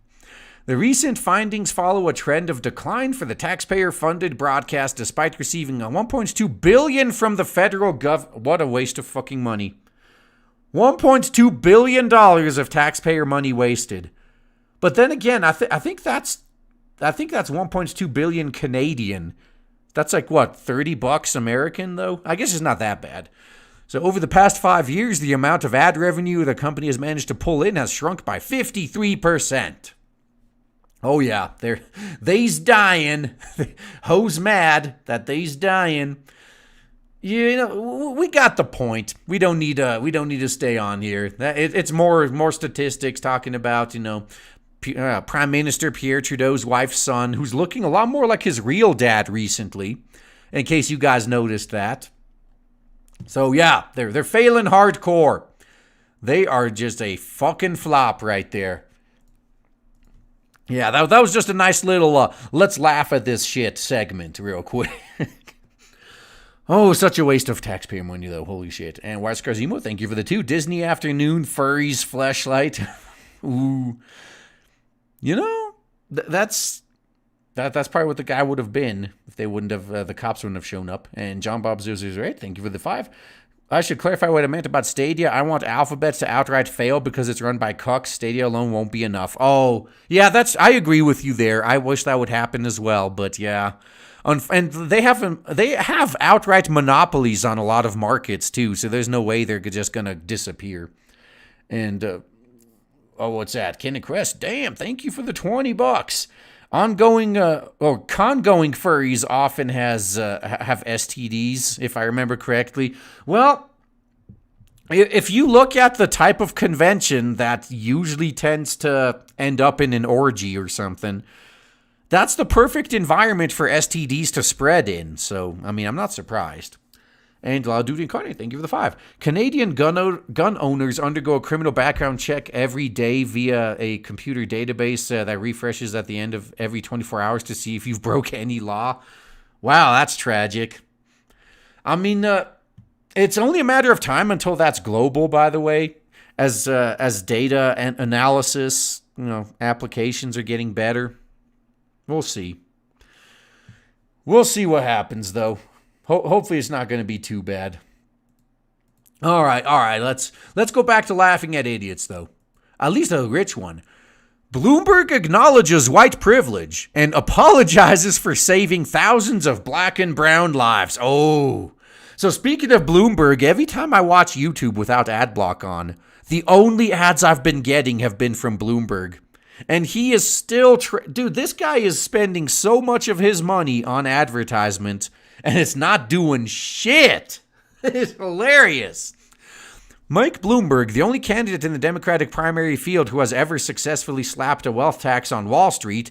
Do you know how much a Bloomberg terminal subscription costs? Oh, ow, oh my God, that's a nice burn. That well played, Zero Hedge. He's hoping to bolster his chances of winning in South Carolina and across America by courting the black vote. Now Bloomberg has managed to convince people of color to begrudgingly vote for him before he was a 3-term mayor of New York City. But in order to win them over on the national stage, Bloomberg's crack team of campaign strategists have convinced him to go full-on SJW and admit to his white privilege. Bloomberg's campaign has amassed a roster of surrogates that includes prominent black politicians, and now he's pursuing the big kahuna, the Reverend Al Sharpton. Yep. The head race hustler grifter himself. You also need to get Jesse Jackson as well. If you don't have both of them, yeah, not going to work. So Sharpton told Politico that although Bloomberg has challenges when it comes to winning over black Americans, so far he has made more than expected attempts to assuage their concerns. Not going to work. Man, how far down do they put me? Oh, man. Okay, oh yeah, no, there we go, there it is. Bloomberg has so far amassed a roster of surrogates that includes prominent black politicians, traveled to cities with large black populations like Oakland, Detroit, and Cleveland to solicit input on policy, and unveiled proposals on issues central to many black communities such as maternal mortality and incarcerated youth. Well, single mother epidemics do that, yeah. AIDS. Let me just talk. AIDS points to his work on indoctrination, gun control, and job creation, addressing concerns he faces among black voters. How is gun control? Dude, Chicago and Washington, D.C., they got some of the strictest, if not the strictest, gun control laws in the country. And yet they are still just crime-ridden hellholes. People get shot every fucking night. Yeah, gun control is clearly going to solve the problem. So I think he has challenges, but he said, I think made more than expected attempt to deal with the challenges, Reverend Al Sharpton told Politico, noting endorsements like Columbia, South Carolina Mayor Steve Benjamin, and other black leaders who were early endorsers. I don't know how much it will work, but I can say he's put more of an effort in it than I would have thought. I wonder how this is going to work for the majority of the black community who actually just... they want politicians to appeal to, their interests, not their skin color. I don't know. We'll have to see how this works out. So Politico followed Bloomberg on a campaign stop in Tulsa, where he delivered a campaign stump speech at a historically black church. Bloomberg flew here to attend Sunday services. Okay, we don't need to... Oh, what's that? Oh, and invest $70 billion in struggling areas across the country. Wait. Isn't that gentrification? So yeah, of course, Bloomberg's policies as mayor of New York City benefited minorities in many ways, but one of his policies that proved the most controversial also did the most to help save black lives. Oh, where's he going to go? Liberals like to criticize stop and frisk as a failed and obviously racist policy that sacrifices the civil liberties of minorities to help ensure the safety of New York City's wealthiest and whitest. But this couldn't be further from the truth.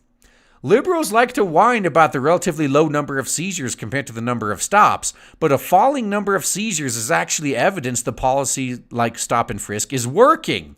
The idea that criminals know they have a small chance of being randomly stopped, so fewer criminals are willing to risk carrying a gun in the first place. Yeah, it works the same way in Japan. Yeah, if you get caught with a gun in Japan, oh my god. Even the Yakuza don't risk that. So if fewer criminals are carrying guns in crime-plagued neighborhoods, that means there's less of a chance that if two drug dealers get into a disagreement, one of them ends up in the morgue. Now, to be fair, I don't think this is what anyone gives a fuck about. I don't think anybody cares if two drug dealers kill each other or two gang members kill each other. What people care about is the innocents that get caught in the crossfire. That's who people want to save. Man. So even the Washington Post has begrudgingly admitted that, or the Washington Compost, sorry, mispronounced it, has begrudgingly admitted that Bloomberg's stop and frisk policy worked, and even the SJWs hated it. Bloomberg admits that minorities were searched at far higher rates, but when compared to the descriptions of criminal suspects reported to police, the disparity disappeared. Yeah, it's true. I mean, it doesn't make sense to frisk, 83% whites and 17% blacks if the reports are, 80% black. Yeah, that's true. That is true. I mean, they never talk about that. So New York City's plunging murder rate is the critical piece of evidence Bloomberg needs to cite to show that stop and frisk was the correct policy. But do you think they're going to do it? So as Bloomberg said during an earlier speech defending the policy, while black people don't appreciate being stopped, they also don't appreciate being shot and killed. Ooh. Oh my God, something tells me you're not going to be saying that. So which option do you think they'd prefer? But because the Democratic Party's dedication to identity politics, these accomplished during his mayorships have been twisted into liabilities, and Bloomberg is being forced to apologize for saving tens of thousands of black and brown lives. Yeah, this is another classic example of these NPCs just eating their own. And it's fucking hilarious. Man, this is great. Oh, you've been mispronouncing Boomberg. That's true. Boomerberg, Boomerstein, whatever his name really is. No, let's get another toxic male on the screen right now. All right. We're gonna jump straight to the next one here. Oh, Commiefornia owned themselves. This is hilarious right there. Fucking hilarious. Yeah. All right. So, where was I? All right. So, Domship, thank you for the 3. The failed attempt to assassinate President Jackson happened at a funeral. He beat the guy's ass within an inch of his life. Imagine being a funeral attendee, seeing the president beating a guy he got off on insanity defense, was locked in an asylum for life. Oh yeah. See, that's the thing a lot of people don't realize. When someone gets off on by reason of not guilty by reason of insanity, that doesn't mean they're just going to be let out into the street. They're probably going to spend the rest of their life in a fucking asylum, because these nut houses, they are very reluctant to ever release anybody, because if they release someone who then goes on to kill somebody, their reputation is on the line. So they only release you once they are damn sure you are 100% pacified and under control. And Crim Imagination, thank you for the 5. Not good enough. 80 lashes for how old, white, and privileged you are. Whee! I'd support that. Yeah, Bloomberg should get that. Yeah, flagellate yourself. Show how much you really regret having your straight white male privilege. Go ahead.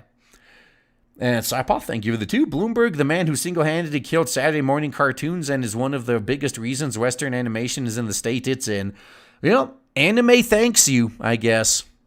Yeah, I keep beating this dead horse, but I used to be mad at this shit. But then when I started being a creator, like with Blade Devil, I actually appreciate how stupid my opposition is, my main competition. And Gun the Legend, thank you for the... Oh, man. $150, man. And through Streamlabs, so I get it all. Damn. Fuck, much appreciated, man. Still voting for Trump to still make the NPCs with TDS go over 9,000. I will laugh at the reeing. Joker laugh intensifies. Oh, me too. Maybe I'll actually do an election stream this year. I didn't do one last time. See, I was watching Medicare's election stream last election. And I was on Twitter. I was talking mad shit there. As soon as Pennsylvania flipped red, oh, man. Just watching the young turds cry live on TV. Oh, brilliant. And Kenny Quest, thank you for the 5. Even Bloomberg, every Bloomberg ad that makes it to me gives me a smile because I'm leeching his money away. That's true. And that's money that goes to the YouTube create. Yeah, see, if Bloomberg wants to put his ads on my videos, hey, I'm sure there's them maybe one or two people, but the vast majority of my audience isn't going to be voting for him, and it's giving me money. So I'm getting money, and he's losing it. You guys are laughing. What's that? Wait. Who's putting G's in the chat? What the hell? What's going on? I probably miss it. Yiffing Turks. Yes. Oh my God. Well, thanks RGE for the nice kind. Well, thank you for the kind words there, Ikitaku. Thank you, man. Erection stream. Well, once Trump wins again by a landslide, there will be erections to be had as I'm watching the salt flow. Ooh, that would be spectacular. Oh, yeah. What's RGE's election forecast? Well, another 4 years of Orange Man. That's my forecast. And the thing is, the difference between me and these NPCs is, even if Trump loses, I'm going to be like, oh, damn, that sucks. Oh, well, time to go to sleep. And then it's back to business as usual the next day. But these deranged lunatics have been shrieking for like 4 years nonstop just because the guy they didn't like won. They are insane. They are fucking crazy. Oh, G for gun. Yeah. Oh, man, maybe I'll... oh, shoot, that's right. I was thinking, what could I put on my set that I'm building here? Yeah, I could put my gun there, maybe. Nah, YouTube will probably put me back in the naughty bin again if I did that. I mean, guaranteed they're gonna. Oh, and Laudu Incarnate, thank you for the 5. Liku Tactical from Japan, who used gas airsoft for 3 years, never touched a gun till he got to Tennessee with tracked arms, half a mag, and he was out shooting with Americans, yeah. Yeah.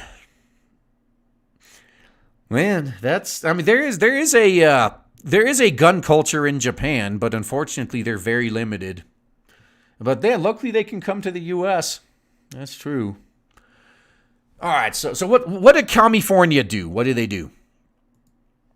Commiefornia's anti-self-employment law is already crushing freelancers. So I covered this a few months ago, and if the Cliff Notes version of what happened here is they noticed that a lot of employers have just resorted to hiring contractors instead of regular employees to get around all the draconian laws in Commiefornia. I mean, this was the last step, honestly.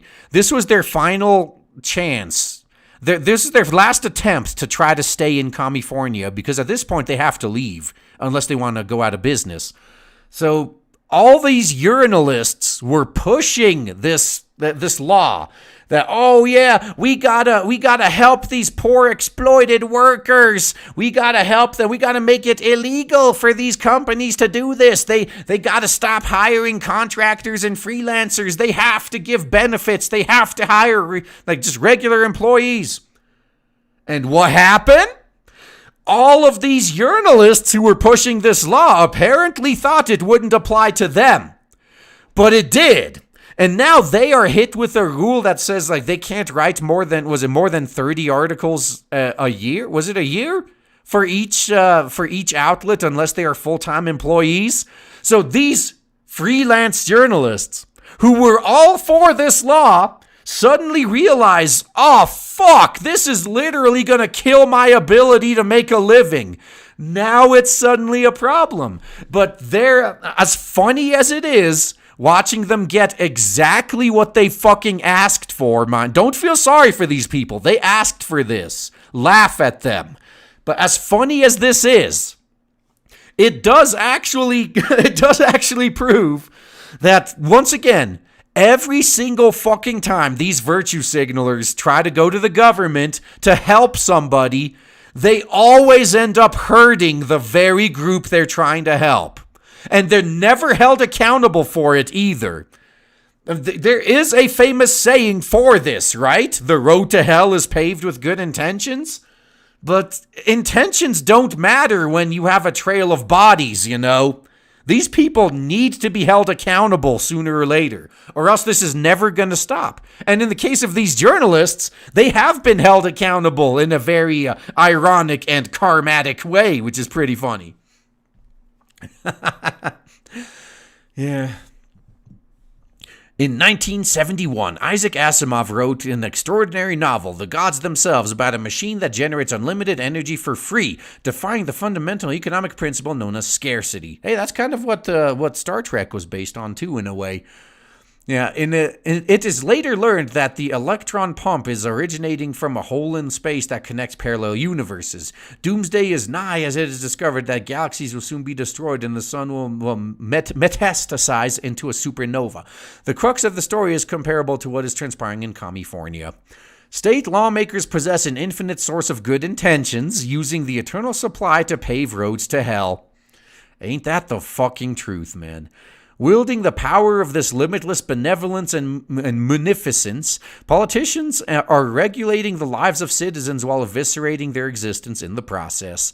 If this is goodwill, then we can only imagine what the state is capable of if it desires to ruin you or your business. Yeah, imagine how horrible they would be if they were trying to fuck you over. Oh, God. I would not want to be on the receiving end of that for sure. The gig is up. Freelance gig, yeah. In September, California's Democratic Governor Gavin Newsom signed into law AB 5, which requires most companies to reclassify freelancers and contingent workers as full-time employees. Yep, so no more freelancing, no more contracting. Doing this means such individuals will be eligible for guaranteed 12 to 13 state minimum wage, benefits, and protections under California's immense code of employment laws. It went into effect January 1st. As one of the strongest economies in the world, now, the only reason their economy is strong is because a whole bunch of tech companies settled there when they weren't as bad and they haven't left yet, and also because of international trade through their ports. Like, that's pretty much it. Yeah. California is now, Commiefornia is now setting a global standard for worker protections for other states and countries to follow, as all the businesses in their state are leaving for other states and countries, mind you. AB 5 was lauded by organized labor, but it turns out that laborers are not enthusiastic about it. Ooh, who'd have thunk it? The law impacts about 2/3 of the state's 2 million independent contractors. It does exempt many white-collar professionals, including architects, attorneys, doctors, and realtors, but childcare specialists, nurses, writers, and janitors, and journalists, who were pushing for this, are not afforded the same luxury. Truck drivers received a last-minute exemption after weeks of contentious battles, but they reportedly fled the state before the country bellowed Auld Lang Syne. As for the truckers who stayed behind, the California Trucking Association claims it is receiving calls from individuals who are leaving the state. Yeah, as expected. I said this before too. If I was a business owner and you suddenly made it way too expensive for me to keep up my business with all these bullshit regulations, I'm just gonna go out of business. I'll shut down my company. Nobody has a job now. Do you think if being a business owner was my full-time job, was what I did for a living, and suddenly you just made it not profitable for me to do so, you think I'm gonna keep it running out of fucking charity? Hell no. I'm out of there. So freelance writers may be the next ones to wave goodbye to California. The same freelance writers who were pushed for, don't let them leave. This is one of the things I keep ranting about. One of the reasons we keep having this problem is we keep letting the people who implement these bullshit laws run away, not have to clean up the mess they caused, and then they just cause the same mess somewhere else. If we forced these people to stay and clean up their own fucking shit, we wouldn't have this problem. Guaranteed. So moving forward, freelancers are limited to 35 assumptions. Oh, yeah, that's what I was talking about earlier. 35 submissions annually per client. So as any writer will attest, it can be easy to reach this quota when you are submitting content to media firms, leaving you on a never-ending hunt for more companies that will accept your prose on the existential crisis of the age of deconstruction. Yeah, true. All right, so the decline in clients and projects. Just weeks after AB5 became law, Vox Media announced that hundreds of freelance writers, primarily sports contributors for its SB Nation website, would be given the pink slip. No one's going to miss them. Nah. The irony behind this corporate decision is that Vox endorsed the bill and celebrated its passing. Now Vox has replaced them with 20 new full and part-time staff members. Ouch. Well played. When Gonzalez was confronted about on this on Twitter, she twatted, "These were never good jobs. No one has ever suggested that. Even freelancers. We will continue to work on this next year." Oh, of course. So she further dismissed complaints, urging everyone to educate themselves on the benefits of AB5. Yeah, this was one of the morons who shoved this through. You know, if there was a way we could force her to be on the receiving end of this bullshit that she's doing to everyone else, that would be nice. Yeah, Walcoon. Yeah, we need Walcoon around California. That's right. Trump, I'd understand if you want to put the Mexican wall on hold. Can we build it around California instead, please? So one Twitter user summarized the thoughts of the many affected by this law. Wow, you really suck at this. Well, they're politicians. What do you expect? So CNBC spoke with Jeremiah Labrash, who earns half of his annual income from freelancing. Based in LA, the freelance cartoonist noticed the decline in potential clients and projects. When Labrash submitted proposals to media companies, these employers turned him down when they learned he is from Commiefornia. He told the Business News Network, "I've had them hire me and then come back and say we're no longer interested. All of a sudden, someone I've never talked to says we've decided not to move forward. I've never had that happen before this year." Hey, you're going to have to move to a state that doesn't suck. Yeah, in Walcoon we trust. Yeah, my savings are stagnant. I really can't look into buying a house. The housing market here is hard already. Dude, don't look at the housing market there. Shouldn't the message be loud and clear right now that you need to leave California? Hey, what do I left California. Shit. So once again, the paternalistic central planners strive to make the decisions for adults. Well, no, to be fair, I actually do understand the argument that, you know, some people literally are just so stupid they have their whole lives managed. And pretty much anyone who votes for things like this would qualify as that, in my opinion. Ah, man. So they fail to comprehend that a lot of freelancers enjoy being independent professionals, setting their own hours and opting for freedom rather than 9-to-5 structure. Yup, the gig economy is on the rise. Not in California, though. The bill is marketed as a safety net, but the question is, what good is a safety net if you do not have any work? Well, they're creating more government dependence is what they're doing. So when first reporting on the bill, Kelly Ballard at Liberty Nation wrote that the historic model had been California or bust. After years of big government encroachment, Ballard posits that it is now leave California or bust. Yeah, it may not be that simple. The biggest concern is that other blue states will eventually adopt similar legislation to combat the $1 trillion national gig economy, proving there is no escaping bad economics. Well, there is. It's called the black market. You just got to go underground, that's all.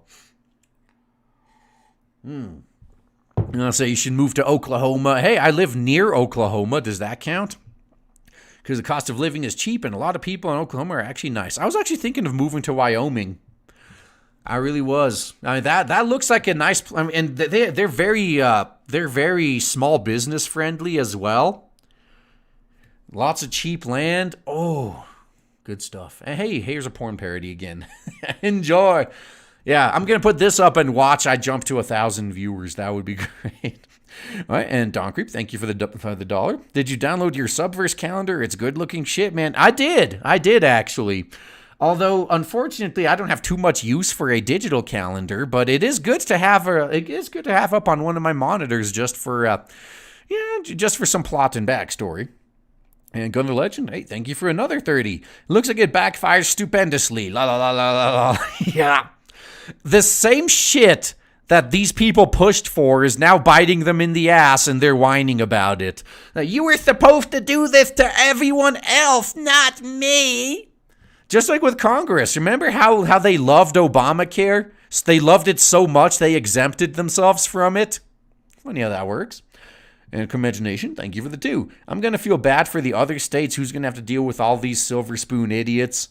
Well, that's why I keep saying that I'm actually starting to become opposed to freedom of movement in some cases. Now, I actually believe in what I call half-open borders.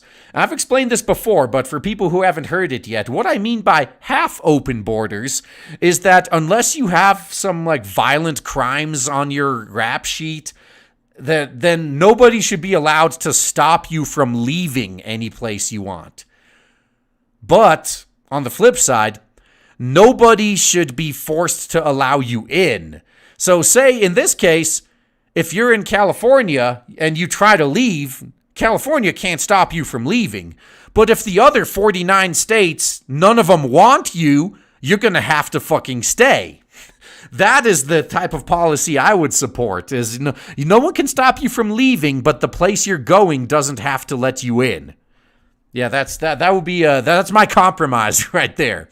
I would not mind a system like that. That would be so then we could stop these fucking because these parrots, they're like locusts. These NPCs that keep ruining these states. They bleed one state dry, then they all leave to another one and bleed it dry, then they move to the next one. They're like locusts going from crop fields to crop fields, destroying everything in their path. Imagine if we could just stop them. If we could like build a fucking greenhouse around the crop field that they infested and just keep them in there. This problem would be solved within a few years. Oh, that's right. No. So chat. Okay, no. Team Ashiara or Team Yuna. Yeah, fight it out. Yeah, put an A in the chat for Ashiara or an I for Yuna. Come on, who's gonna win? I'm curious. Well, I know who's gonna win in the story, as I'm writing it. But yeah. What's that? We don't like your kind around here. Now you got a purty mouth. Right. Yeah, stay away from Idaho. Yeah. Are you? Yeah. Go to Idaho instead. Oh. I mean, actually, no. There's looks like it's a fair number for both, but it looks like Ashara is actually winning.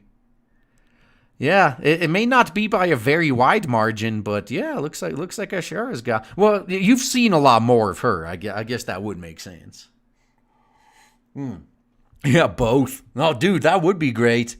I'm sure somebody's already working on that. Somebody's making the Rule 34. It's all good. It was going to happen sooner or later anyway. Shit, we may have even contributed. Who knows? And Loud Dude Incarnate, thank you for the 2. Me and TFM State has become a laughingstock. Get the fuck out. Well, it's been a laughingstock for a while. It hasn't become one, but okay. Whew, this final article. Before you get to the rant. This is the one you guys have been waiting for, man. I'm sure this is why you came here. The nerve of some people. The dangerous rise of men who won't date woke women. There's just so much stupid in the title alone. First off, imagine if this was reversed. The dangerous rise of women who don't date misogynists. How do you think people would react to that? Because it's kind of the same thing. You wonder why women don't date misogynists? I mean, no one ever questions that. It's like, what woman would voluntarily date a misogynist? Okay. By the flip side, what man would voluntarily date a misandrist? Because woke women fall under that category 100% of the time. Why would any self-respecting man want to deal with them? And the second bit of stupidity here is actually even funnier. The type of men who refuse to date woke women Aren't these the exact types of men that these women call toxic and want nothing to do with anyway? How is this a problem? How is this dangerous? This is what you fucking want. The same men that you have been trying all these years to get rid of are finally saying, all right, I'm done. I give up. I'm out of here. You crazy bitches do you. I'm going to be over here with the sane people. And they're still complaining. And I'll actually tell you why now. It's the same thing like with men going their own way. At first, it's, nobody cares about these basement-dwelling, neckbeard, incel losers. Nobody wants them anyway. Who cares if they're declaring they're not gonna date? Oh, yeah, big loss for us. And then good-looking, rich celebrities like Henry Cavill come out, and they maybe not in those exact terms, but pretty much say, it's like, yeah, I follow the Mike Pence rule. I'm not dating. It's not worth it in this environment. Now suddenly they care. So I bet it's like this too. The specific men that they want are now turning to them saying, ew, get that woke shit out of my face. And that's why they really have a problem. The word irrespective means saying or doing something without taking anything else into account. For example, irrespective of the... Are you really starting your article with an appeal to the dictionary? Okay. Irrespective of the fact that the cost of living has jumped, putting pressure on many people, the government plowed on with Brexit and argued there would be no real economic impact. Wow, oh my God, already showing how dumb you are and don't understand. Well, that's we could tell by the title, to be honest with you. Yeah. So it's fitting that that the white man of the moment, Lawrence Fox, who appeared on the Big Black Cock's Question Time program and told a BAME audience member that Meghan Markle has not been on the receiving end of racism, before subsequently appearing on the cover of the Sunday Times to tell the world that he does not date woke women. Dude, good choice. That is the only way to stay safe, man. Fucking shit. Yeah. Gold digger's mad. Fuck yeah. Gold digger's mad. This is the situation. Ho's mad. Gold digger's mad. The article. And then displaying an appalling understanding of history by calling the inclusion of a Sikh soldier in Sam Mendes' film 1917 incongruous and irrespective, or has irrespective tattooed on his arm. Did you hear that at the back? Ladies? No, there's no ladies, okay? There's women, but ladies are a dying breed. The amount of times I have seen some like 500-pound mental illness haircut having problem glasses wearing Trigglypuff after berating men, going on a tirade about how men suck, then lament, oh, where have all the good men gone? Why can't I find a traditional gentleman? Okay, I'm going to let you in on a secret. You're never going to find a traditional gentleman unless you're a traditional lady. So unless you're a traditional lady, get the fuck out. You're not even in the running. Any men that you want can do better than you, and they will do better than you. And that's just the truth.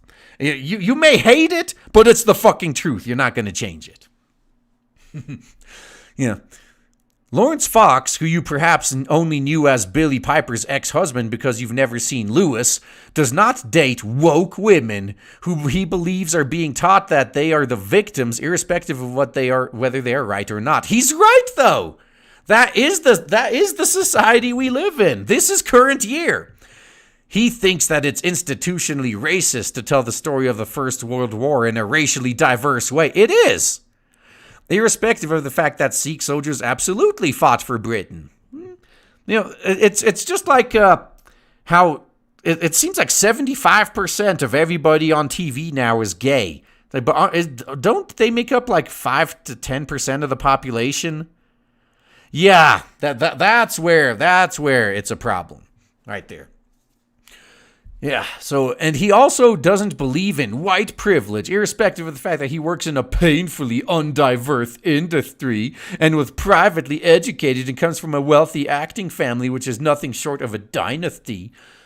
Well, are you going to say that for, what about Will Smith's kid? How much white privilege does he have? I think he's more privileged than Lawrence Fox. What do I know? Fox is denying racism and sex. No one denies that racism and sexism exists. It's just that in current year, the vast majority of the time when someone is saying something is racist or sexist, it is them that's actually being racist or sexist and they are projecting. I think that's mostly what he's trying to get at. It's nothing short of gaslighting. It's all very Donald Trump. Hey, that means he's going to win. And as you would expect, the whole debacle has lit a fire under anti-woke poster boy Piers Morgan while gaining Fox thousands of extra Twitter followers. I know this may be hard for you woke idiots to stomach, but we're on the right side of history. Once this clown world era is done, you will be remembered as the deranged lunatics you've always been. You think you're going to be remembered as some heroic freedom fighters or diversity fighters or whatever, some paragons of virtue? Fuck no. You will be remembered as the evil, deranged lunatics you are. And I cannot wait until you finally come to terms with that fact. That's going to be some nice salty tear flow right there. I could go over all the things he said. I could use data to prove how wrong he is. Yeah, it doesn't work. I mean, every time you say a wage gap exists and we use data to prove it wrong, you just ignore it and keep spreading the lie. So you guys should know how effective using data is. I could express concern for his mental health. After all, who really enjoys arguing on Twitter? I bet you're one of those people who does it all the time. I could make jokes about his behavior, but all of that would be to seriously miss the point.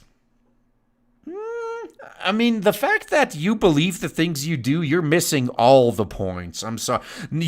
Goddamn, you could fall into a fucking spike pit trap. You wouldn't have hit a single one of them. Like, you missed all the points. There's nothing funny about the things Fox, or Wokey McWokeface as he now wants to be known, is saying.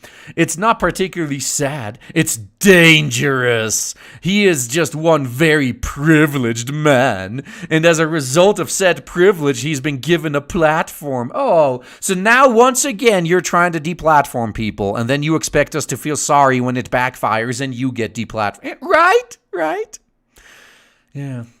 And he has used that platform to legitimize a bigger backlash against diversity and regress, which is unfolding every single day in less public corners of the internet. Oh, the vast majority of the population is on our side.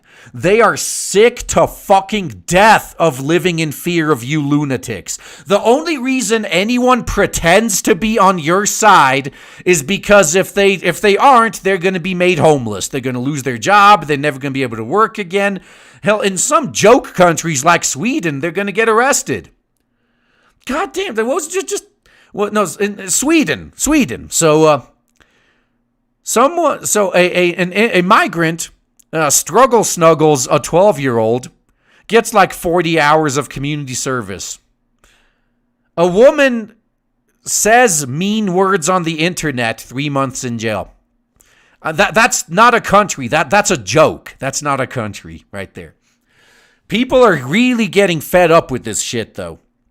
The only reason nobody stands up to you is if they're not afraid of losing their jobs, they're afraid that the government is going to crack down on them. But, it's going to be fucking glorious when the pendulum swings back in the other direction. And these people can't hide anymore either. That's the funny thing.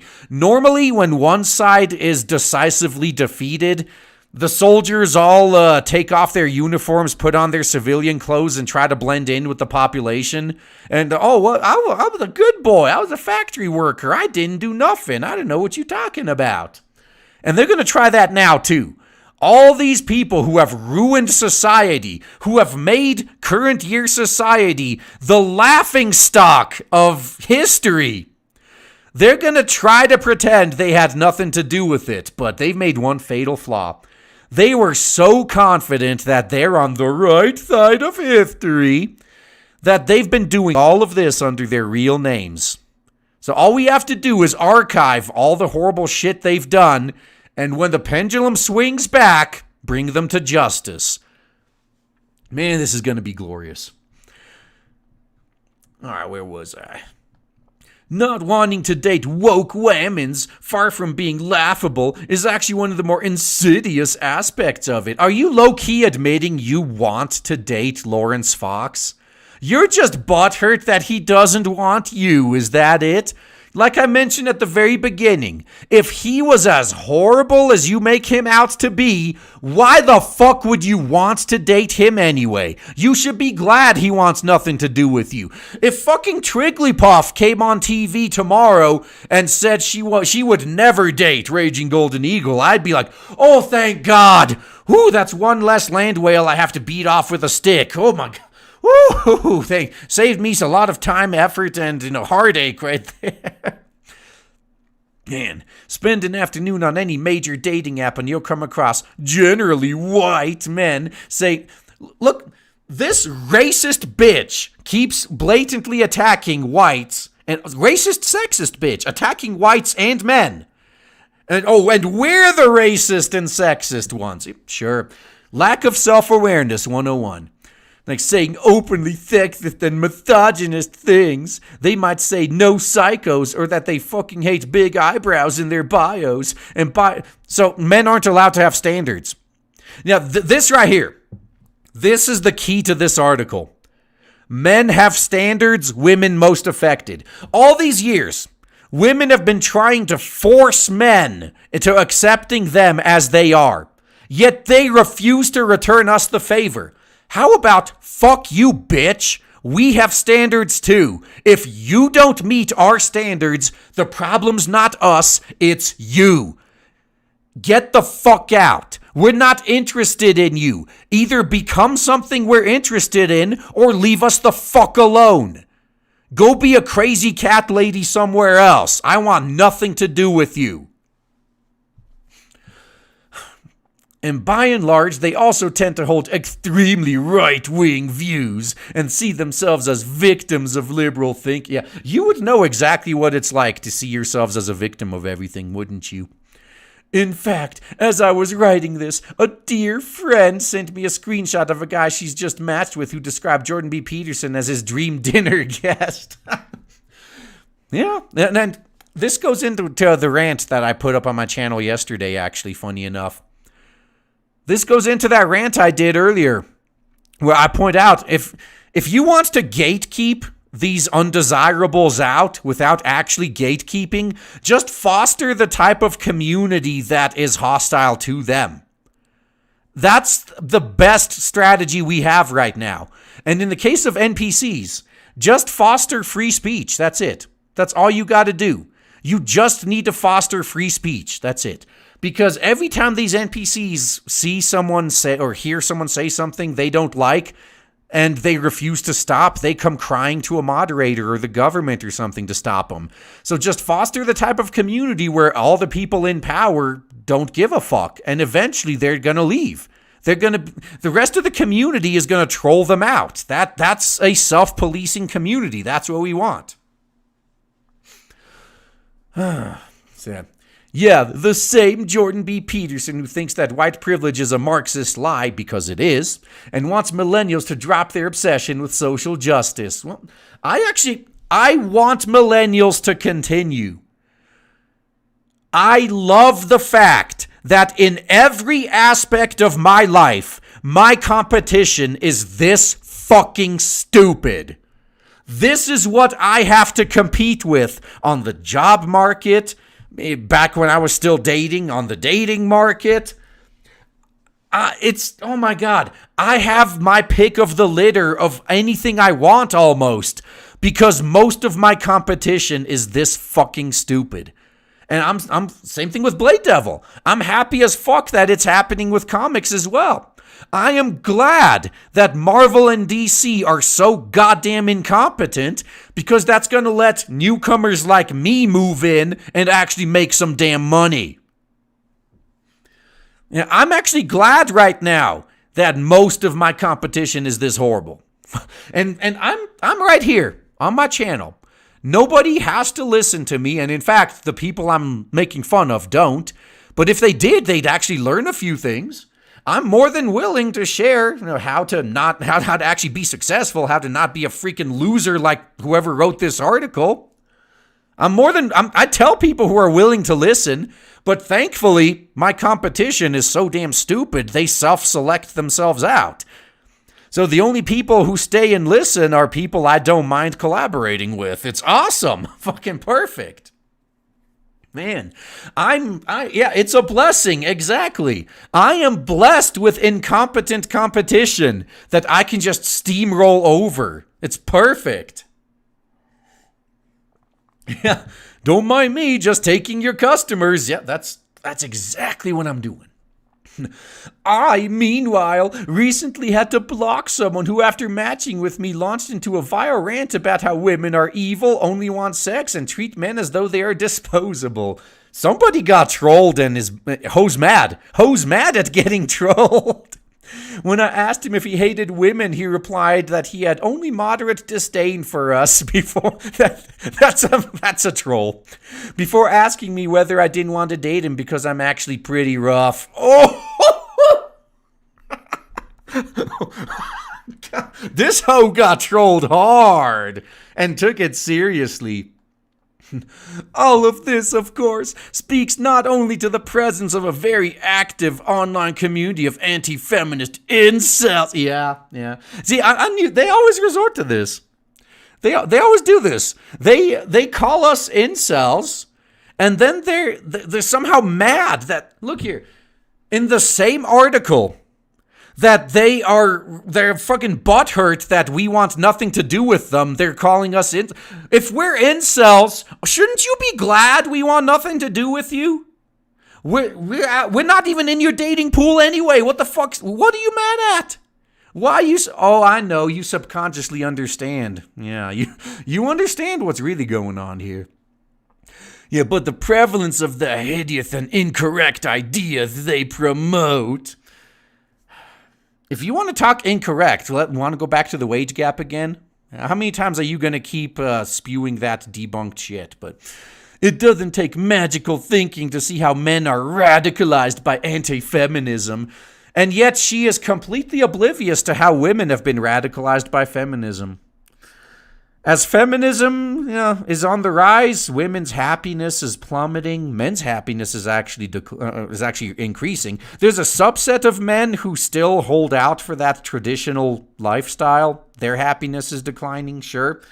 But guys like me who are happy being single, this is like our paradise right here. All these easy women who put out on first dates. I mean, you used to have to get married to get sex like that, man. This is like our paradise. Holy shit. As the saying goes, when you're used to privilege, equality feels like oppression. Oh my God. She went there. Lack of self-awareness. Holy fucking shit. Yes, she is absolutely right. When you're used to privilege, equality feels like oppression. That's why all of these women are starting to feel oppressed now that men are treating them as equals. And they are completely oblivious to this. They have no self. How fucking stupid are these people? Oh my God. I am so glad that this is who we're up against. Man, God, is this like playing life on easy mode? Oh, no. This isn't even easy mode. This is games journalist mode, where there's no way to die and the game plays itself. Yeah, we are playing on easy mode if this is our competition. Yeah, imagine playing Age of Empires against the AI and they surrender as soon as they see one of your units. That's basically what we're doing right there. Yeah. The reactionary influence of these ideas doesn't stop at dating, though. As the campaign group Hope Not Hate reported last year, a hostility towards feminazism is feeding directly into far-right movements online. This, by the way, From people who consider anyone to the right of Stalin far right, by the way. Moderate Democrats are considered far right in current year. Just remember that. They found that a third of young British people today believe that feminism is marginalizing or demonizing men, and warned that these beliefs were a slip road to other far-right ideas. Yeah, no, and they're right. See, feminists always say that, oh, no. Look at the dictionary. Feminism is equality for men and women. And meanwhile, their actions say they're a female supremacist movement. That's what feminism is, a female supremacist movement. At least third and fourth wave, definitely. Women have already got their equality. They've got more than equality. They are the most privileged Western women are the most privileged leisure class to have ever existed. And yet they still can't stop bitching about being oppressed. And they wonder why no one takes them seriously. It's fucking insane. This isn't just speculation. We know that the number of far-right referrals to the British government's de-radicalization scheme Prevent has dramatically increased recently. Well, okay. Let me run through a scenario with you. So you got some de-radicalization program is not getting any people in it, right? So then you just keep expanding the definition of what a radical is, and oh my God, we're getting 1,000% more radicals. Oh, something must be wrong. Yeah, you keep expanding it's the same thing with rape. They kept expanding the definition of the word rape to come, like, fuck, you touch a woman on the subway on accident and that's rape in some places now. Fuck. And then they wonder, sexual assaults and rapes are skyrocketing. Like, no fucking shit. We're at the point now where if you look at a woman wrong, he raped me with his eyes. And then you wonder why these people are fucking stupid. They have no self-awareness at all. None. So imagine a clown that's putting on a show, trying to make you laugh. But every time you laugh, the clown gets legitimately pissed at you. Are you laughing at me? Am I funny to you? Why are you laughing at me? That's how I feel watching these clowns. They are, for all intents and purposes, fucking clowns that should never be taken seriously. But they get so fucking butthurt when you don't take them seriously and you laugh at them like the clowns they are. It is just such a weird cognitive dissonance going on. It makes no fucking sense. Now, how the fuck would you react? Oh God, a comedian. Imagine a comedian telling jokes, but every time the audience laughs, they get mad. That's how it's like living in this clown world with these deranged lunatics. God damn. Yeah, in the year from current year -3 to current year -2, they jumped by 36%, with referrals for Islamism actually decreased by 14%. Oh, yeah. So they purposely stop arresting Muslims because they don't want to appear racist or something. But okay. I guess, learn numbers, bitch. Yeah. Right now, Lawrence Fox, whether he realizes it or not, has just landed the biggest part of his life. He is legitimizing hatred and division. No, that's you, bitch. He is actually trying to heal the damage you have done. And yet here you got the actual villains trying as hard as they can to hold on to their waning power. Yet he cannot be completely unaware of the role he plays. He has spoken about being radicalized himself on YouTube. Under what context, I wonder? Last year, he realized an album called A Grief Observed, which is largely about his acrimonious split from Piper. When The Times interviewed him about it, he turned up wearing a pro-Donald Trump MAGA cap and said it was a social experiment. He then told the interviewer that he spent a lot of time watching YouTube interviews which had totally radicalized him and caused him to embark on a crusade against woke culture and political correctness. Wow. So this is not the first time in this same article that this lunatic doesn't even realize she's being trolled. How you have to be a fucking idiot to read this and not be able to tell he's fucking trolling. Like, oh yeah, I was totally radicalized. Yeah, I'm on a crusade against woke culture and political correctness now. He said, to call one of his songs Me Too, but was prevented by... Holy shit, he's trolling this is why people troll. Because idiots like this fall for it. You know, you guys know people like this, right? That people that don't understand sarcasm, they take everything you say literally. So obviously, once people catch on, they start saying all sorts of stupid shit just to fuck with these dumbasses. That's basically what this is. Man, I mean, thankfully these idiots are on the other side. This is our competition. So Fox is a case in point as what might start as playing devil's advocate by wandering the streets in the MAGA cap to provoke hipsters can quickly turn into something more sinister. Dumb bitch still doesn't know she's been... Dude, I wouldn't be surprised if they took this article down because this is embarrassing. This is fucking embarrassing. How could someone be this fucking stupid? Man, I don't even know if there's any point in continuing this shit. Like, really, it's just, yeah, hose mad the article. I think that's all we need. That's all the stupid we need to go through. I'm not going to subject you guys to any more of that idiocy. Nope. All right, let me get caught. Oh, there's one more link there, but that's going to tie into my rant, which I'm about to go on because, I got a good one today. All right. So where was I? Oh, Gun the Legend, thank you for the 5. Side note, I would love to put my little guy between both their thighs. Oh yeah, both of them. Yeah, I know. That would be good. If you can have them both, why not?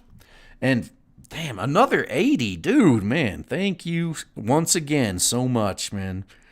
So Gun the Legend, again, I respect myself too much to date a woke bitch. I'm more likely to punch one if my bros are not there, but not a legit woman. Then I will salute that woman because they're becoming more and more rare. Maybe not in the Midwest, but I don't know. Yeah, I know. Let's say, the rules say never hit a lady, right? But that's not a lady. That's a feminist. There's a difference. They're not ladies. Yeah, and Convention, thank you for the 2. I ain't saying she a gold digger. Fuck it, I'm saying she's a gold digger. Yeah, that entire article is just a mad hoe, a mad gold digger who's constantly getting trolled and can't get the sugar daddy she wants. That's all it was. And Cypoth, thank you for the 2. RGE's one less land whale I have to beat off with a stick. Me facepalming. How thick is the stock and how deep does it have to go?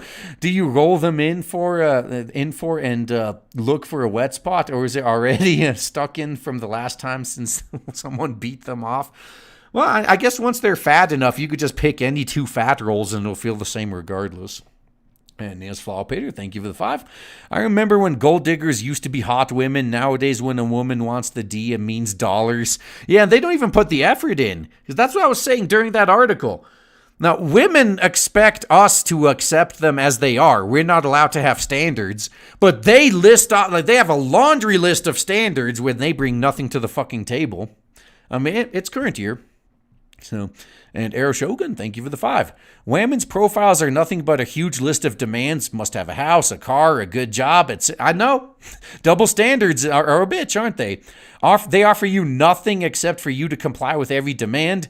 Men are damned for having reasonable preferences or standards, freaking NPCs. Yeah. And then they wonder why more guys are just not playing the game anymore. We're just fucking done. You know, there's no point. None. All right, and where was I there? Holy shit, I was behind there.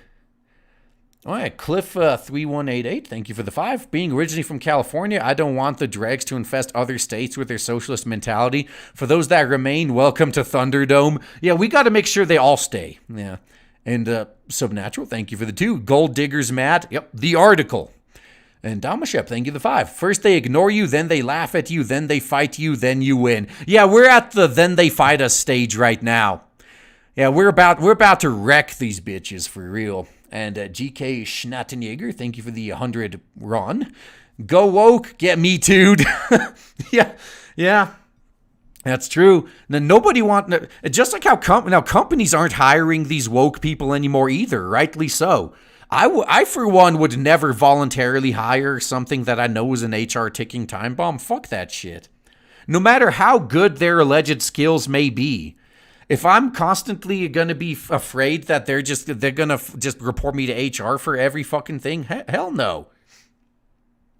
Yeah.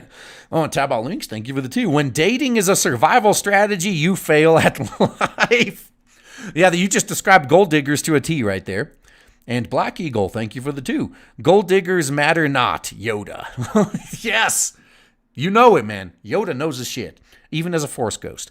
And Vegeta2988, thank you for the 2. Woke whammons equals ham planets. Yeah, I mean, I like the term butter golem. Most of them are definitely butter golems, for sure. And Deadly Raver, thank you for the 5. When guys don't want to hang out with miserable bitches who complain about anything and blow shit out of proportion, hashtag Bale Shoulda called it. Called a lot of stuff, man. But yeah, these miserable, wretched people are now mad that nobody wants to hang out with their miserable, wretched asses. So really what this boils down to is the parasites are starting to realize that the hosts are starting to brush them off. So the parasites are rightly afraid for their lives right now because their hosts have had enough. Man. And tab out links, thank you for the 5. My dirty joke for the night. Cock a rifle, click, click, shoda, ara. I'll see myself out. Oh, yeah. I mean, action's about to occur, yeah. And Vegeta298, thank you for the 2. The real villains always perceive themselves as the hero. Yeah, the harder someone virtue signals, the more of a villain they are in 103% of cases with a 3% margin of error. As I've mentioned before, I've never seen a single virtue signaler who was a legitimately good person. And by that same token, I've never seen a good person feel the need to virtue signal. So virtue signalers, by nature, are the most wretched, horrible pieces of shit humanity has ever produced. So they feel the need to virtue signal to try to cover that up. Try to cover up the fucking stink. Although them trying to cover up their stink by virtue signaling is like trying to hide the smell of shit using an air freshener. It's like my mom said about that. First it smelled like shit, now it smells like shit in the woods. That's the best these virtue signalers are ever gonna get. Oh, nice. Oh, man. Got some nice, got a nice update here. Oh, God. Yeah, you guys gonna love this. Teasing out a little bit of a preview of what's coming on Friday, too. Oh, check that out. You see the close-up here. So now, man, how would you like to meet this guy in a dark alley? Wouldn't that just be spectacular right there? Yeah, you can see the full beard, too. Perfect. Well played. See, look, always fucking working hard. Play devil, always in the works. Gonna be fucking great. Yeah, while I'm here building up more of an audience, making sure everyone's hyped up, ready to go, my artist is there doing the real work while I keep him locked away in my basement. So, yeah, it's more than just tits and ass, you see. Look at that. Yeah, I mean, shit's getting real in this book, man. Shit be getting real. Is about to be hitting the fan pretty hardcore. Yeah, Ashara is going to be reminded of the fact that she's not a Mary Sue in a very direct fashion, let's just say. Yeah, it's God in warrior mode. Hell, oh God, that's very well played, man. I lift things up and put them down. Hell yeah, man. Oh yeah, this is just the beginning, too.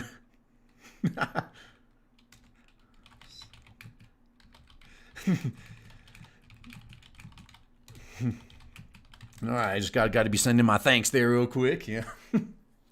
Rock and stone intensifies. Yeah. Master Roshi gone medieval. Oh, man, that's true. I guess, if the beard was a lot longer and he had the sunglasses and the Hawaiian shirt, yeah. Land whale exterminator, yes. Oh, where can I hire one of these land whale exterminators? Yeah. That would be nice. I could do that. Fucking perfect, man. Yes. Oh yeah. Okay. I need to get caught up though. I need to get caught up. No, not getting too distracted. No, refresh. Yeah. So, Rice and Ground 3, thank you for the 2. Fat Bitches Need Love 2, Craig, next Friday. Yeah, that's true. God, those Friday movies were fucking hilarious. Now, you got knocked the fuck out. How the hell do you get fired on your day off? Yeah. I actually had one of my friends actually got fired on his day off. And every time I see him, the Friday jokes never stop flying. And Caribbean Wolf, thank you for the 2. Self-awareness in the negatives. Yeah, that was that whole article. And Logan Darklighter, thank you for the 10. I'm reminded, real genius. This is ice. This is what happens to water when it gets cold. This is Ken. This is what happens to someone who gets too sexually frustrated. Oh, that was the author of that article to a T right there. Oh, man. And Taba Links, thank you for the 5. My mom taught me there's more to being a lady than being female. She encouraged me to hit back if a girl hit me. I love my mama most of the time. Well, yeah. And I love how a lot of guys like, oh, look at all these pussies afraid of women. No, not a single guy is afraid of women. I mean, unless you're looking at a very specifically weak guy and the woman's an MMA fighter or something. But with the very few exceptions, guys aren't afraid of women. What guys are afraid of are all the white knights that are going to come to that woman's so-called rescue when you respond to her aggression with your own.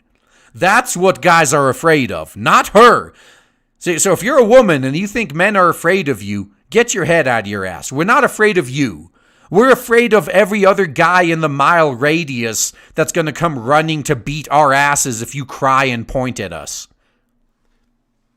And Shake of All, thank you for the 5. That's not a wife, pulls out little backpack Asian. Now, this is a wife. Yeah. Oh, man. Nice Crocodile Dundee. Yeah, good one. And Shake of All, thank you for another 2. They call him Dovahkiin, wagon-born. Well, he could probably take out a wagon, definitely. Yeah, I fear nothing. I know. Yeah. So, and then also, maybe if the woman is a legit psycho and has a weapon in her hands, maybe that'll cause some fear. But, yeah. In general, guys aren't afraid of women. They're only afraid of other guys that these women are going to call to their aid. That's why guys are scared. But, oh, shit. And damn, Gun the Legend, thank you for another 90, dude. Keep some of that money for yourself. Like, dude wondering a guy could take him on or help a shitload. P.S. Wondering if you're using my tag as a gun for a nickname for him. No, that's not this guy. Not this guy. There's going to be someone with actual guns later. Don't worry. I haven't gotten to him yet. But man, let me see. Okay, so I'm gonna have to go through. Let's start my rant. Because this one is triggered. This one has history. So, let's do a class start too. So, hey, what's up, everyone? Raging Golden Eagle here, having way too much fun, as always. And as I was thinking of a topic to rant about, I had one fall into my lap, courtesy of Evil Hat Productions. Never heard of them? Well, neither have I until now.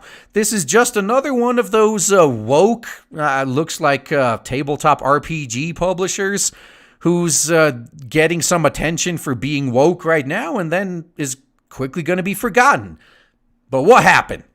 So let's see. So on their official Twitter from January 17th, while developing Fate of Cthulhu, we were obligated to reflect on the problematic roots of the source material. We tackle that on page 6. The mythos is definitely worth exploring. It's also worth re-examining. Translation, they don't like H.P. Lovecraft, but they are more than happy to profit off of his works. I mean, that's such virtue, much wow.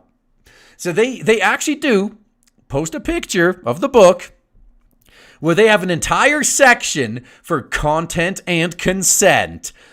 Fate of Cthulhu is a game that deals with many hard topics, including mental health, systemic abuses of power, and the deaths of huge portions of the human species. Make sure all players are aware of these things and given enthusiastic consent before they begin playing. Also, Howard Phillips Lovecraft was a racist and an anti-Semite. And then they just continue their bullshit. They express nothing but hatred for the guy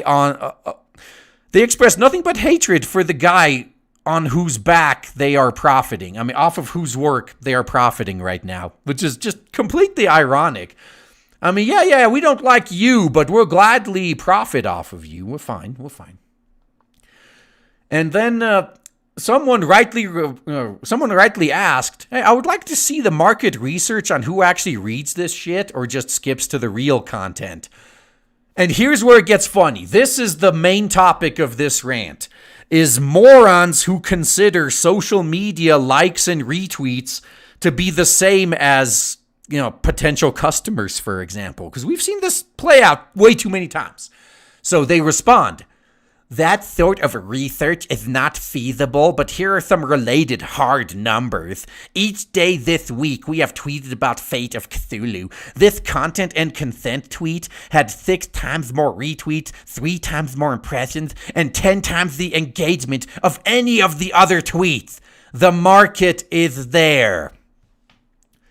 And they do show the numbers. And compared to all the other tweets they've made, their woke one has done by far the best. So obviously this means that pandering to the woke crowd is going to get them a lot more money, right? We've never seen it happen before that, say, a certain woke show gets talked about, gets 50,000 plus likes, thousands upon thousands of retweets.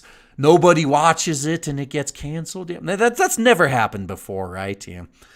This right here is what we need to talk about. This is natural selection in action at the business level, right here. The people who are stupid enough to legitimately believe that interactions from a Twitter outrage mob are somehow some untapped market that they could profit off of are gonna learn the hard way that getting woke makes you go broke. Newsflash, these people who are trying to push wokeness into everything aren't even interested in the things they are pushing. Not in the slightest. They have no interest in it whatever. They're just trying to destroy it. They are cultists that are trying to bend everything to their cult, and as soon as everyone bows to them, they move on. You really think they're going to stick around and give you money? Fuck no. They just want you to bend the knee to them, and as soon as you do, they're going to move to their next target. They've already forgotten about you. And meanwhile, you're sitting there bleeding money left and right, wondering why not only is this new audience not showing up, but your old audience is gone. I've ranted about this before, how these companies, they take their audience for granted. They just assume, like, oh, our hardcore fanboys, I mean, they're just blind idiot fanboys. We could take a fucking shit and stamp our logo on it, and these idiots would buy it up. I mean, they're stupid. We can kick them as much as we want, but these blind fanboys will always support us. And then they learn the hard way that that's not the case. So they've lost their original fan base. They've lost the normies who were turned off by the wokeness. They've lost the woke crowd, which they were never going to have anyway because the woke crowd never financially supports the things they claim to love. And then they're broke. But I'm sure it was all worth it. I mean, you got 10 times the engagements on your tweets when you were tweeting about woke shit. This is the type of stupid shit that I am just so glad that the free market exists, just to see these idiots get what's coming to them. If you legitimately believe that Twitter engagements are an indication of the financial success of a future project, you have another thing coming. These people can't tell the difference between legitimate fans and an outrage mob. That's the same problem that a lot of these Japanese artists have on Twitter, as I was mentioning before, where they have a habit of bending over for Western outrage mobs and apologizing and removing their artwork. And meanwhile, people like me are like, they're professional victims. Like they're professional activists. Fuck them. All they do is that's it. Just block or mute them and forget about them. But apparently that doesn't happen. In Japan, anyone who follows you that intently is a fan. These Japanese artists don't know that here in the West, we have a special breed of deranged lunatic that will dedicate years of their life to hating something. How mentally ill do you have to be to do that? I know people talking shit about me all the time. It's like, oh, well, look at all your rants and how mad you get in your videos, and aren't you doing the same thing? Well, no, not really. And this is how I'm going to explain it, too. So you guys get mad in real life, right? But you don't flip out because you're grown-ass adults. When I'm flipping out in one of my videos, one of my rants, all I'm doing is just removing my limiter that I normally would have in place. I'm still just as mad as I would be otherwise. I just wouldn't show it otherwise. But I'm doing it now for theatrics, for entertainment, to keep you guys entertained. That's why I'm doing it this way. Because would you rather have a guy getting passionate about something? Would you rather listen to that? Or would you rather listen to some monotone? Yeah, it's fucking clear which one you'd prefer, I hope. I mean, I don't feel like going to sleep yet, so I'd rather not listen to the monotone. But these people, if they hate something, they will literally obsess about it every waking hour of every day. They dream about it at night. They spend look at Trump derangement syndrome and everyone who suffers from it. They just can't let it go. This is a mental illness here in the West. And anybody who bends over and tries to appease these mentally ill lunatics is not really going to get financially rewarded for it. And as far as I'm concerned, they get everything they deserve. Now, this is an insane move. Now, people have been asking me before, too. Now, if you just review these things that I know you hate or talk about this, your channel views are going to go. Yeah, my channel views may go up. If I did things like forced myself to watch Thundercats roar and talk about it, I'd probably get more views. But I fucking hate CalArts. I don't want to watch it. I don't care. I know it sucks. I don't need to subject myself to it. I mean, yeah, I know I may get an entertaining video out of it, but I'd rather spend my time watching something I like. That's how I spend my free time. I spend my free time on things I enjoy. These deranged lunatics out there spend their free time obsessing over the things they hate. And then they wonder why they're so miserable. And then they get even more miserable seeing how happy the rest of us are. And their negative feedback loop just continues. They're never going to get out of it. And this is a problem that's never going to go away as long as these idiots working at these companies keep viewing them as some potential audience to appeal to. If we correctly treated them as the nut jobs they are and locked them in padded rooms where they belong so they could get the help they need, we wouldn't be here, to be honest with you. Now, I know how horrible the nut houses were and how all the stories about mistreating patients and all that, but maybe shutting them down has done way more harm than good. Just look at this woke plague that's scouring our culture right now, man. Sooner or later, we're going to have to do something about this. And that's all I got to say, guys. Thanks for listening. Yeah, so hopefully I entertained you a little bit with that. But man, I need to put this back up again. Let's get that garbage out. Yeah, look at that. There's going to be a much more finished version. We're going to be teasing out on Friday because this is going to be good. See, we got more than just tits and ass. I mean, we got man boob and man ass, I guess. Not going to see too much of it though. But yeah, this is good. That's good. All right. Okay, so oh my God, I got a lot to catch up on. Holy fuck. So, Gun the Legend, thank you for the 5. No, I meant my guy. What were you saying? Is a using, Oh, you're saying correcting your previous chat? Oh, no, I got it. No, see, we're not at the point where we introduce the character your cameo is going to be on yet. So we'll see. And Imagination, thank you for the 2. And yet Lovecraft was still a better human than this cuck. Ain't that the fucking truth? Lovecraft was a way better person than anyone who's calling him a piece of shit right now. Unlike them, he accomplished something. See, God, isn't it hilarious when you see society's biggest losers calling someone who was successful in life a loser?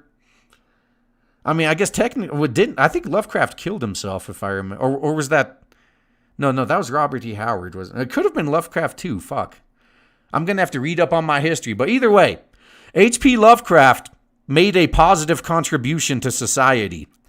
Everyone who's hating on him right now, we'd be better off without them. That should tell you all you need to know. And fuck, Gun the Legend, another 60. Dude, thank you, man. Like Soini for all the hentai games for when the PS5 comes out, it may be left to the PS fanboys, might pull through, but who knows? No, I don't think they... we saw this with the PS2. The PS2 was the most successful console ever. I mean, it may have been supplanted now, but, I mean, it's up there. And then the PS3 was a complete bomb. So if Microsoft comes out with better games on the Xbox, all the multi-platforms are there, it's cheaper, oh yeah, everyone's going to jump ship. And us weebs won't be there to bail Soini's ass out anymore. And goddamn... Is it Gongrivar? Thank you for the $100. Damn, yeah, it has been a while, but oh man, way to come back, dude. Much appreciated, man. Thank you so much for that.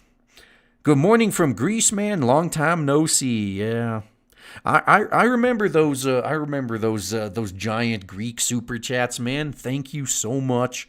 Welcome back. Maybe I'm going to have to make sure my streams last this long, a lot longer, or a lot more often. Because, yeah, then I guess Europe's waking up. Cool. And Shakeoval, thank you for the 2. The cultists involved with Cthulhu, who'd have thought? Well, right now we got woke cultists involved with Cthulhu. Yeah, that's a good point. That is a damn good point, sir. Very well played.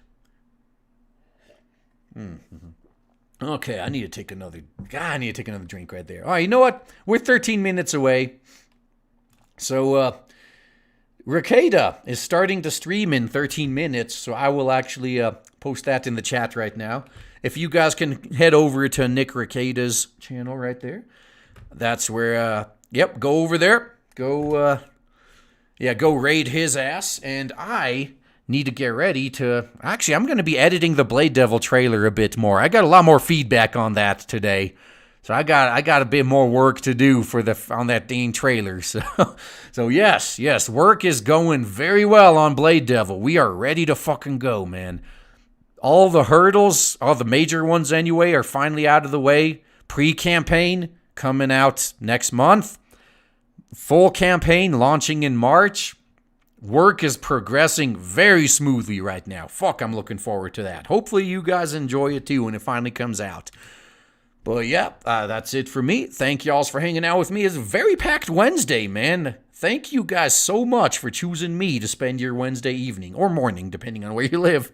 So yeah, thanks once again. I will be seeing you again on Friday. So peace out. Oh, and support Cash Grab on Indiegogo. It's pretty hilarious. Cecil's a great guy. And see you then.